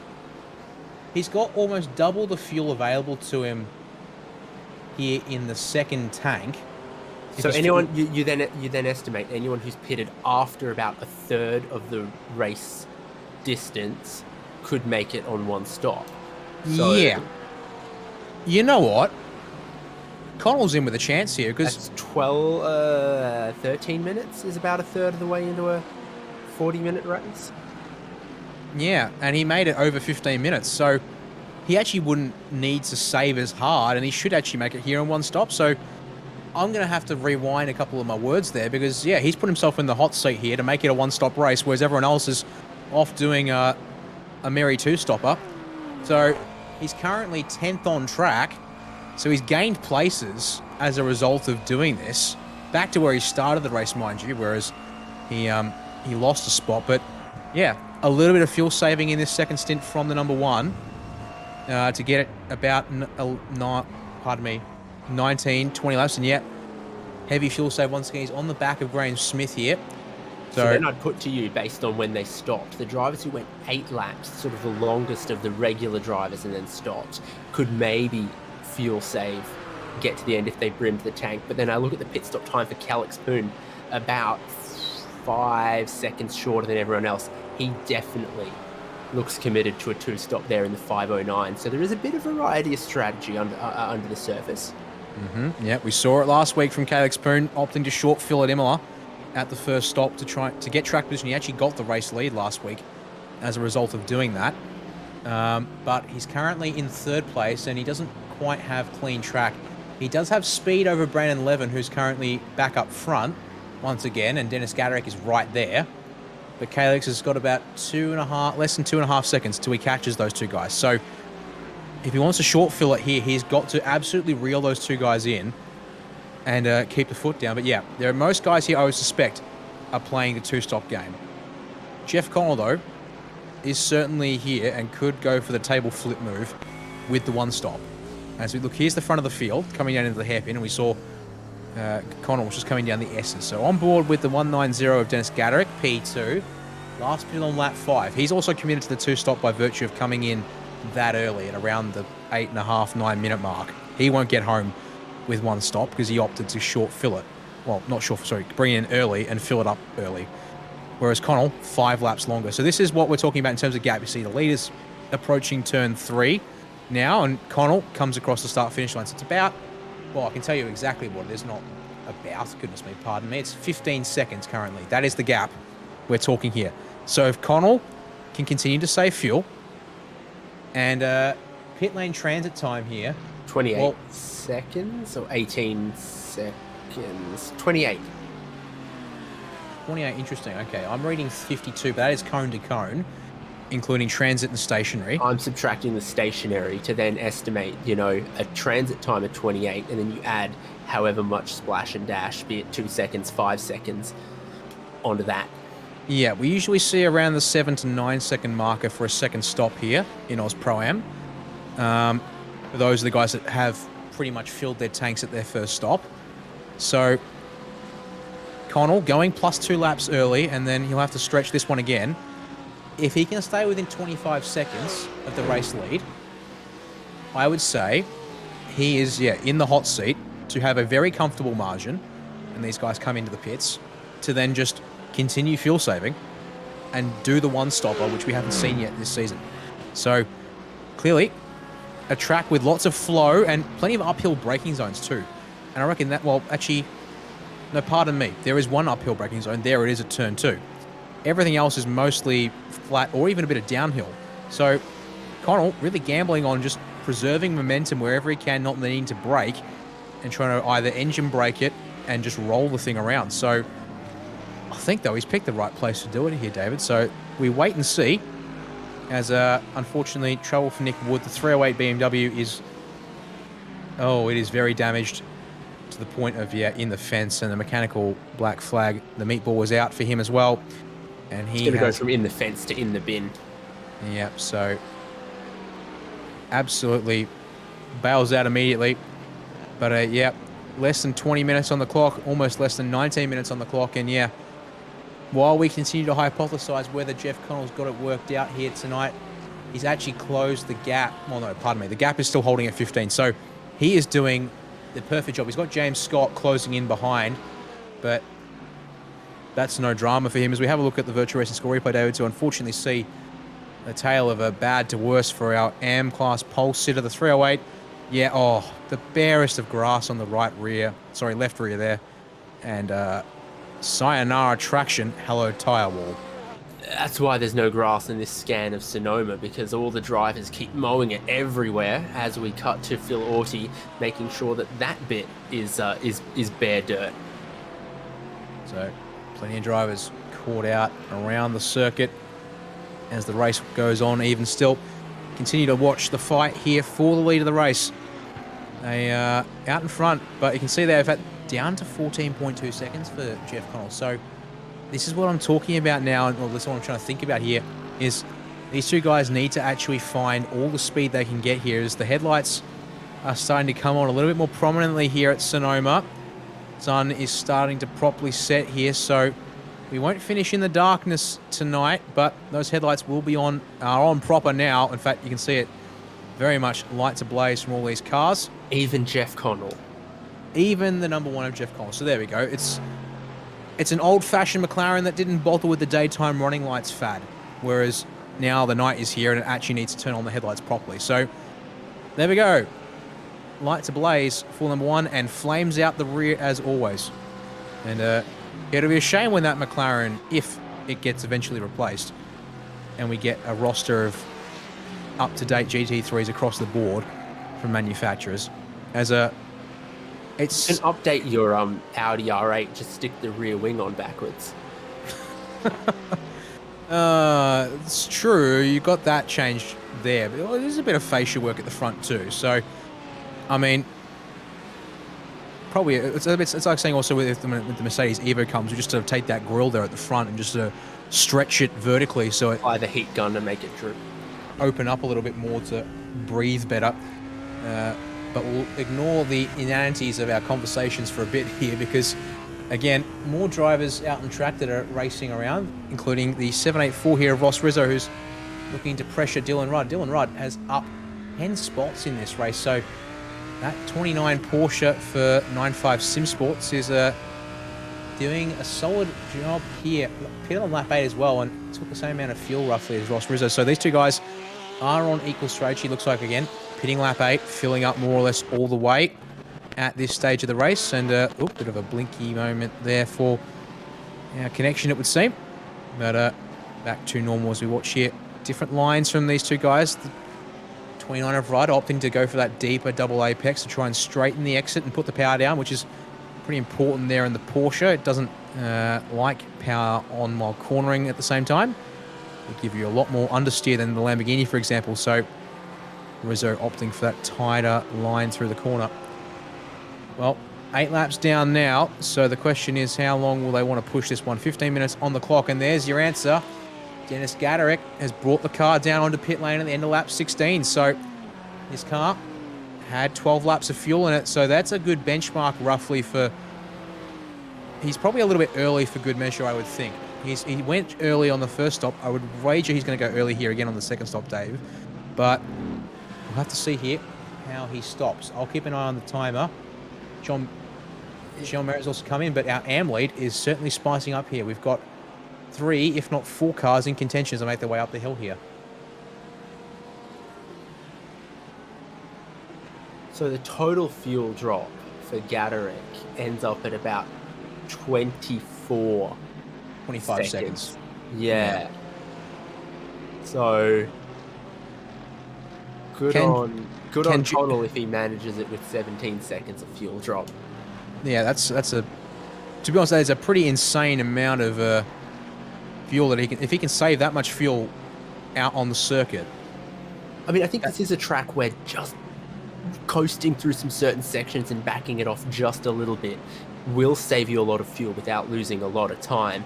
And if there's any car, the McLaren is often the one to do it. It naturally has a bigger tank, and we've got an even percentage restriction across every car. That still leaves the McLaren, which is a little thirstier, as still having the biggest tank.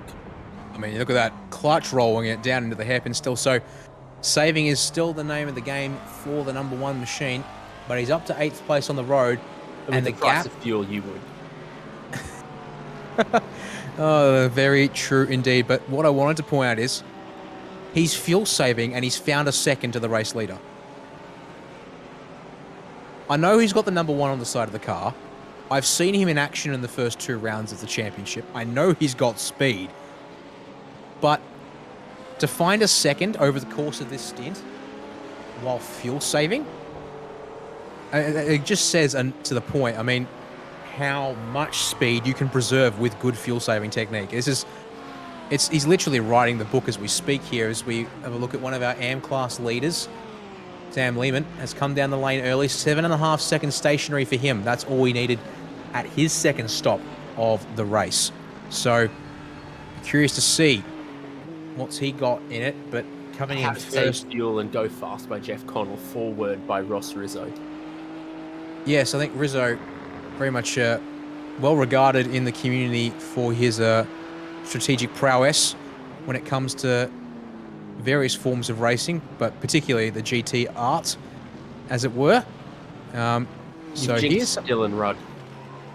Oh, I have. Have I? Well, yes, I have. That car is in the fence, and definitely worse for wear. The 29 Porsche, pardon me, is now down in 9th place. He hasn't actually lost too many spots, but he's opting not to pit straight away. So interesting decision there. Sebastian Vandel behind is on a recovery charge, but time to have a look at the Virtual Racing School replay. And coming down the S's, it's It's another Porsche losing the rear at the bottom of the hill, David, at turn 10. He's turned in off the curb, and I wonder if just that is enough to unsettle the differential or something, and maybe that makes the car just a little more unstable than if he turned in from an inch further to the right. It must be. He was a little wide at the apex at turn 10, which didn't help as well, but it's got to be something about the entry method. Well, yeah, we'll have to worry about that another time because we're going back to live pictures and having a look here at our lead. Well, pardon me, he's not the leading driver who's done 2 stops in this race. That belongs to Dennis Gaderick in 11th, but Calix Poon in 13th has also come down the lane and was a 10 second second stop. So there's another data point for us. 11 seconds at the first stop, 10 seconds at the second stop. It's around 21 seconds stationary on fuel. So possibly there, evidence that Jeff Connell, it's more viable for him. He's continuing to clutch coast, by the way, as we look here at Sebastian Vandel, looking to try pressure Dylan Rudd, who's gotten back up to speed as he comes down through the turn 10 S's, and that's a little wide, but that's not going to hurt Dylan Rudd in this case, and into the pit lane he opts to go. So Vandel will be promoted to 8th place on track, but we do expect another stop from Vandel, given he last pitted on lap 7, David. Yeah, this is going to get interesting. So the longest we saw a lot of the guys go in the first stint was 8 laps or so. They've pushed past that now in the second stint, but still a long way to go without then needing their extra stop. We saw 12 from Dennis Gaderick, and he was the first one, I think. Well, he came in early on lap 5, but I reckon he did a full tank run at full burn or thereabouts. Maybe a couple of laps short in saying that, because that... Actually, he would be a long way short. My apologies, that's a very bad strategic call I'm making there. There is no way he's done 12 laps and that's all the tank can do when he filled it up. He's opted to bring it in early and try and undercut wherever he can here, because otherwise that would be poo-pooing Jeff Connell's potential at making a stop that was a couple of seconds longer last this much further. He's still fuel saving and clutch coasting, but he's not doing it as much now for reference. So yeah, best metric is probably more like someone like Calix Poon with an 11-second stop and a 10-second stop, but that's a driver who's clearly opting to split the strategy a little bit more evenly than Gaderick was.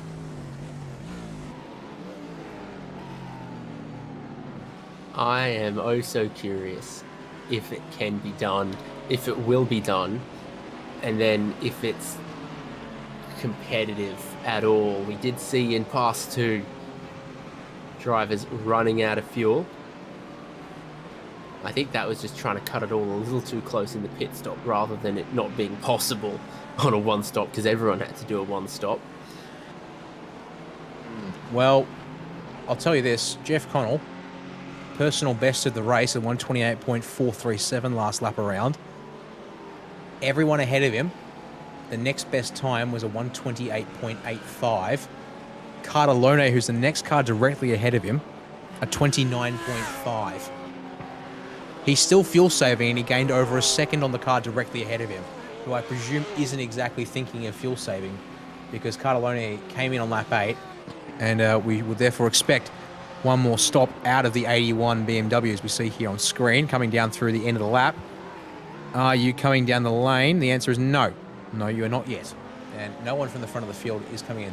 The only person faster than Jeff Connell last time around is this man here on screen, James Scott, who decided to lay down a 128.08, which isn't quite his fastest time in the race, but half a tenth off your fastest lap of the race.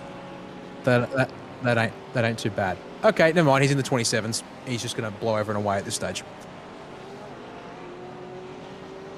He's pushing on, pitted after 7 laps. Car in front pitted after 10. Car in front of that after 8 laps. So I'd say this is definitely 2 stop for James Scott. Potential 1 for Brandon Levin, Ross Rizzo, Matthew Cardellone, and Jeff Connell's definitely trying for it. Definitely wants it to be a possibility, if at all he can stretch for it. Red Roo of Matthew Johnson has his second stop fueled to the end. Yeah, 5 seconds for him, but he's just lost the effective AM class lead to Daniel Hill in the number 14 Mercedes. Jai Potts is still out there. In fact, actually, oh, pardon me. No, they've been absolute. No, yeah, Jai Potts, sorry. No, Jai Potts has done one stop, the number 37 Ferrari. But Potts, yes. There we go. I'm not reading my numbers correctly. Daniel Hill here has got himself up into second in class, but his last pit stop was, on lap number 9. So that ain't going to do him. Well, more drivers onto the pit lane. Timothy Audi brings it down onto the lane, and there's the number 89 of James Scott. After setting an absolute scorcher of an in-lap, he's into the pits and followed by Sebastian Varndell. Jeff Connell's up to 4th. There's only 3 cars remaining, and they all pitted on lap 8. So 6 minutes to go. They can stretch it, but I really don't see any of them making their tanks last here. Connell, those extra 2 laps at the start of the race, and then refilling the tank. Looks to be in the hot seat here to do the one stopper and show that the extreme fuel saving techniques are viable. And I'll be curious to see how this plays out as we continue to look at live pictures. Lock and Capel putting the pressure on Graham Smith for 12th outright and 11th in class here. If you hear a mechanical clunking noise, it's because I'm still trying to work out some fuel numbers here. Audi ran 7 laps in the first stint and 15 in the next. So if Connell can run 10 in the first stint, he should be able to do 20 in the second. And that'd just get him home. Yeah, well, actually, that should quite comfortably get them home. They're averaging just under 1:30 on lap times. So you're looking at 45 minutes for a 30-lap race around here. So that's well inside the 40-minute region. As you look at this, Capel trying to get up the inside of Graham Smith. Does the crisscross underneath here at turn 7. He's there, but he's got again, that Porsche understeer on power down means he can't put the throttle down, and Smith is able to go around the outside, side by side to the S's. Oh no, Netcode has spoiled us a good battle.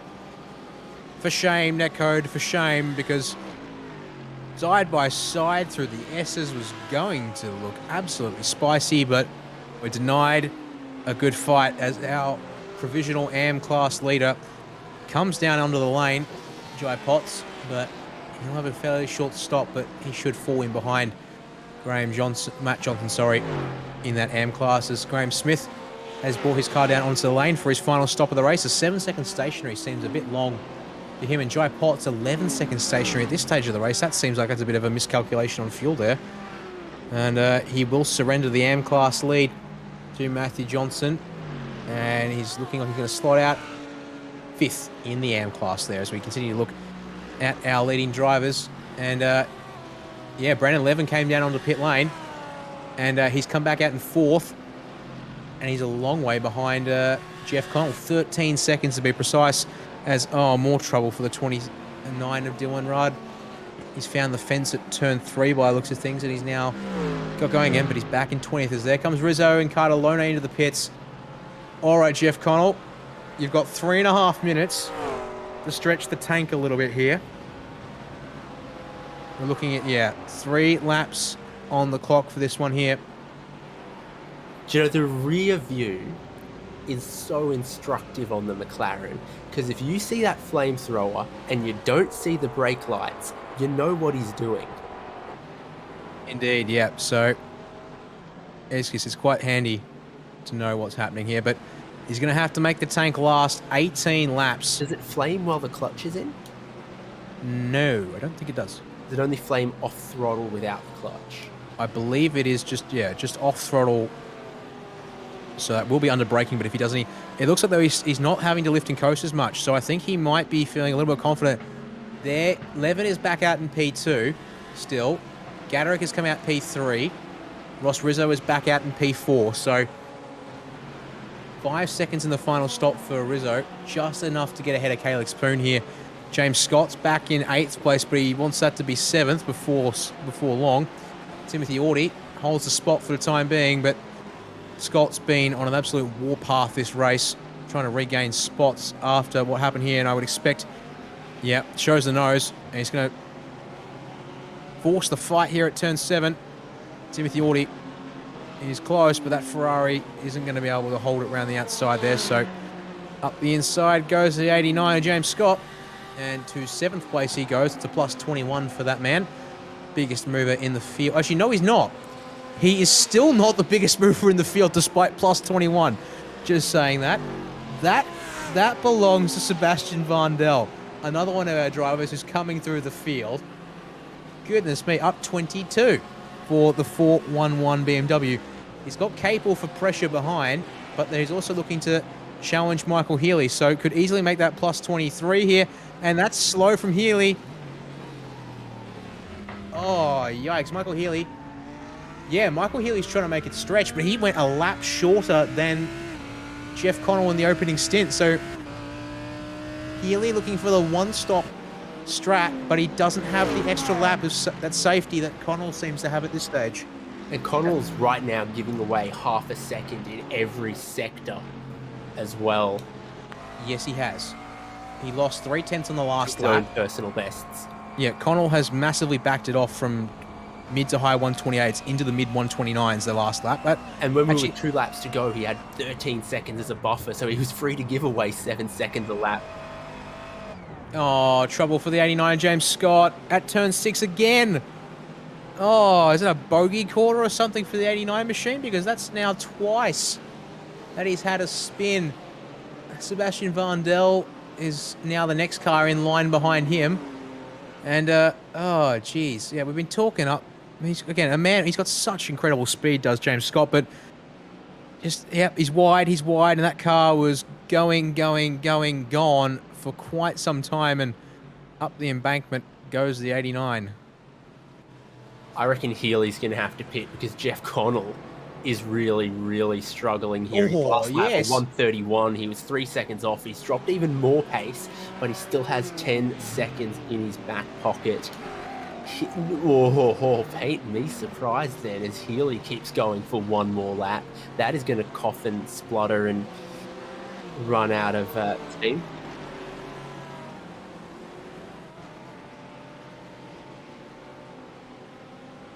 Connell is clutch rolling this thing up the hill. Watch the delta fall. 7.5 seconds, David. I think he's got it covered, but he's losing bulk time in corners. He's clutch rolling all the way down the S's. Is he? I'm going to stay on board with him. He's clutch rolling it now. He's gone from, losing a second a lap to losing a second a sector to losing a second and a half a sector. Now, 11, he's going to need him to cough and splutter and run out of steam coming out this final corner. You just need enough drive off this corner to get a bit of momentum. He's short shifting. It's almost out, but he's going to do it. Jeff Connell, look at the thing. It's out of fuel, but he's going to get across the line. 10th to 1st on the one-stop strategy. Jeff Connell gets it done. Meanwhile, Vandel's fighting with Capel and Healy's in the mix. Healy, the other man, looking to try and make it on one stop, side by side from Capel and Vandel at the end of the lap. Healy 3 wide. Oh, contact nearly sends Vandel to the fence. Oh, and Healy's up the inside. He's actually going to get them both, is he? The drag race off the corner. Here we go. Capel on the inside, Healy on the outside. Capel's going to get the spot back here, Dave. Healy needed every drop of fuel and he just didn't have enough. Meanwhile, in behind all of that, Matthew Johnson takes the AM class win, 13th place on the road for him tonight. But he'll be quite happy with that indeed, I would think. And takes his, I believe that's his first win here in the AM class for Season 6. And well, how about that, Jeff Connell? That car is very much not going anywhere more tonight. And indeed has opted to send that one back to the pit lane. Thankfully, scrutineers aren't going to be looking too closely at the tank capacity and requesting a fuel sample here, Dave, because that would definitely... there ain't none. Burnt it all out the exhaust. Yeah, that would definitely make for some trouble. So let's have a walk through your race results from that feature tonight. Jeff Connell goes from 10 seconds ahead on the start of the final lap to 1.2 seconds on the last lap. A 139.2 was his final lap time. Just the extent of the fuel saving he had to do to get it home there at the end. But a win is a win, and I think he'll take that every day of the week. Brandon Levin, second place for him after starting on the reverse grid pole. I think he'll be relatively happy with that all the same. Dennis Gaderick moves up 2 spots to third place in this one tonight. Ross Rizzo up 5 spots to fourth. Calix Poon up 3 spots to 5th. Adam Fonzo up 5 to 6th. Timothy Audi unfortunately dropping down 3 spots to 7th. And Matthew Cardellone down 2 spots to 8th. James Scott up 19 spots to 9th place. Lachlan Capel losing 3 spots, but finishing inside the top 10 there. But a scrap for the ages for those 3 guys at the line there, Dave, with Healy and Varndell, and the other 2 players in that fight. Yeah, nearly 3 wide as they approach that final corner on the final lap.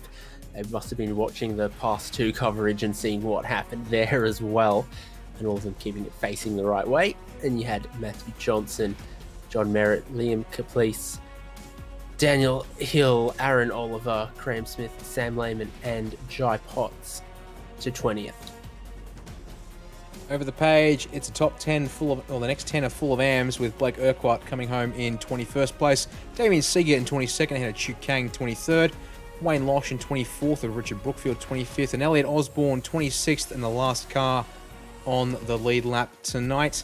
And then into our drivers, a lap down with Moss Morales in 27th, Doug Carpenter in 28th, Nick Wood 29th, and Phil Audi rounding out the top 30 there, unfortunately, for those guys. Then over the page is Dylan Rudd, 2 laps down.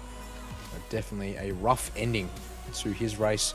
Sean Lacey in 32nd and 2 laps down. Aaron Raccanello retiring early in 17 laps. Derek Audi, 21 laps. And then our very, very early retirements of Jack Woodis at 23 laps and Christopher Henn, a night to forget, I would wager, at 27 laps down for him. Well, Dave, it's time to have a quick chat with a couple of our podium getters tonight. First of all, I think who else are we going to talk to but the man who made the one-stop strategy work here in the face of it all? Jeff Connell, well, you had to stretch the fuel on that McLaren, and there were a lot of flames coming out of your exhaust tonight in that feature race. At what point did you decide you wanted to go for the one-stop strategy? Would have to be something sure you planned before the race, yes? Yeah, it was after practice because I just didn't think I had the pace to. I didn't think I'd win it on outright pace, so I was pretty surprised to qualify 4th, and then obviously won the sprint race. I don't know if I would have been the quickest without those first 2 guys crashing. Maybe I would have ran 2nd or 3rd, who knows? But yeah, I just didn't think I had the raw pace to blitz everyone on the same strategy. So I thought I'd just roll the dice and do something different. Do something different indeed, that is. Well, I guess when you commit to such an aggressive plan like that, you have to commit. Again, you were fuel saving just about every single lap of the race, if we were not mistaken, based on what we were watching there. But you kept up excellent pace in the opening stint, and the pace once you came in was still incredibly quick in the 128s. I guess what was the confidence like going into that second phase once you made it 10 laps in the first stint and you were still lapping in the 128s whilst fuel saving there to the end? I was confident with my numbers and what I was doing, but I didn't know if there's some pretty good guys in front of me, and I didn't know, they could have been fuel saving as well for all I knew, and just being on a slightly different sequence with their stops. So as I was catching, even when I was saving, I was catching some fast guys like Ross, and I actually got worried. I thought surely he must be fuel saving as well. But, in the end, once they all dived in the pits, I was pretty relieved with 2 or 3 laps to go. So, yeah, I wasn't confident until they all dived in. So, yeah. Fair enough indeed. Well, those last 2 laps, maybe a little bit on edge with the way you had to back it off to save the fuel. And then, that final lap, almost 11 seconds down on your personal best in the session, sort of demonstrating just the lengths you had to go there just at the end to bring it home, to be sure. But another good job from you tonight, Jeff. Chance to say thanks to anyone that you want to give shout out to here tonight? No sponsors. So just a privateer thing. But as usual, thanks to Sam and everyone that runs the series, it's pretty awesome. Like between both groups, there's 70, 80 odd cars, and the racing is just awesome every week. So thanks to those guys for running the show. Thanks to the sponsors for chipping in and making it all happen, and also you guys for a top broadcast. Thank you very much. Well, there is your race winner ×2 tonight, Jeff Connell, getting it done in style in the McLaren. And now, David, I'll hand over to you with our third place getter for tonight, Dennis Gaderick in the 190 Pulse Tuning Mercedes. Oh, hello. Yeah. Welcome, Dennis. All this talk about fuel saving and not something we really saw out of you. Just flat chat, good pace, found some clean air out there, and you get on the podium, which is a pretty good result championship-wise when you look at that picture too. Yeah, no, it was good. I don't know, I've kind of got a bit of a boring outlook for this championship pretty much this season. I just want to just get 0 incident points, just finish where I can. But yeah, no, that race is really fun. It's a great track, and just dead set credit to Jeff. I have no idea how he fuel saved that. I think the secret is he only barely just squeaked it home. And maybe there was a possibility for others on the 2-stop to outpace him that just didn't quite eventuate. But you moved from 5th to 3rd, kept that clean space, and therefore those no incidents that you were maybe kind of looking for. How'd you find the Mercedes suit a track like this? Yeah, it's beautiful. The Merc used to be it's my favorite car, like sort of in iRacing, and it was never the best. But now it's after these updates, it's an absolute beautiful car to drive. Handles the curbs, no complaints. Just more about the driver behind the wheel, to be fair with you. Well, that should be the overall aim with the rolling bop and other things, that a good driver should be able to rise to the top in this championship. Yeah, absolutely. I genuinely love the bop, even in qualifying, how close it is, and the fact that everybody's on fixed sets and it all just comes down to the driver. I think it makes the league really, really fun, and definitely my favourite league, that's for sure. Well, congrats on that podium. Look forward to seeing you next week, hopefully. Hopefully, no guarantees. Well, third place tonight in the feature for Dennis Gaderick, and another solid round of results for him. Well, David, that's going to wrap us up for tonight's coverage of the Oz Pro-Am series, thanks to simrigs.com. And, next week we head to another of America's classic tracks. This one home to endurance racing, NASCAR, you name it. It's Watkins Glen International, and we're going to the Enduro round format. So 40 minutes of Pass 2 and 60 minutes for the Pro-Am guys we just saw out on track. It's going to be a little bit different, but going to be plenty of action, I reckon, up and down the field. And the draft central city like this also going to mean, David, I reckon, there's going to be a lot of strategy when it comes down to fuel usage once again next week. Yeah, I would be parking my camping chair and esky somewhere around the inner loop, outer loop carousel section here. A good place to put it.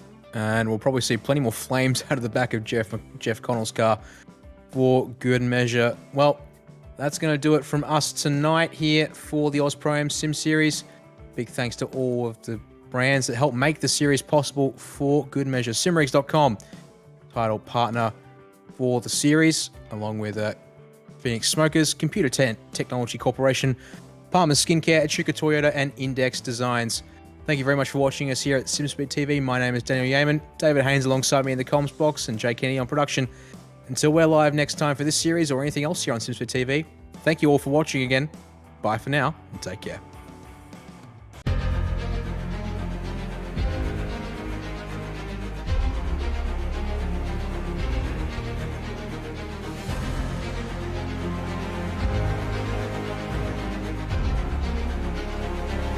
This is fantastic. This is GT racing right now. He's got traction, he's got rid of the outside of both of them! Maloney! Oh, he's taking Anderson. Anderson's up top. Oh my god! Oh! Big crash! Oh my goodness, half the field's gonna get rolled! Second very close. These guys I want to make their way through the field very quickly. Oh, here we go. Oh no! That's massive! This is it! This is over! I can't believe this! Oh my god! God, what?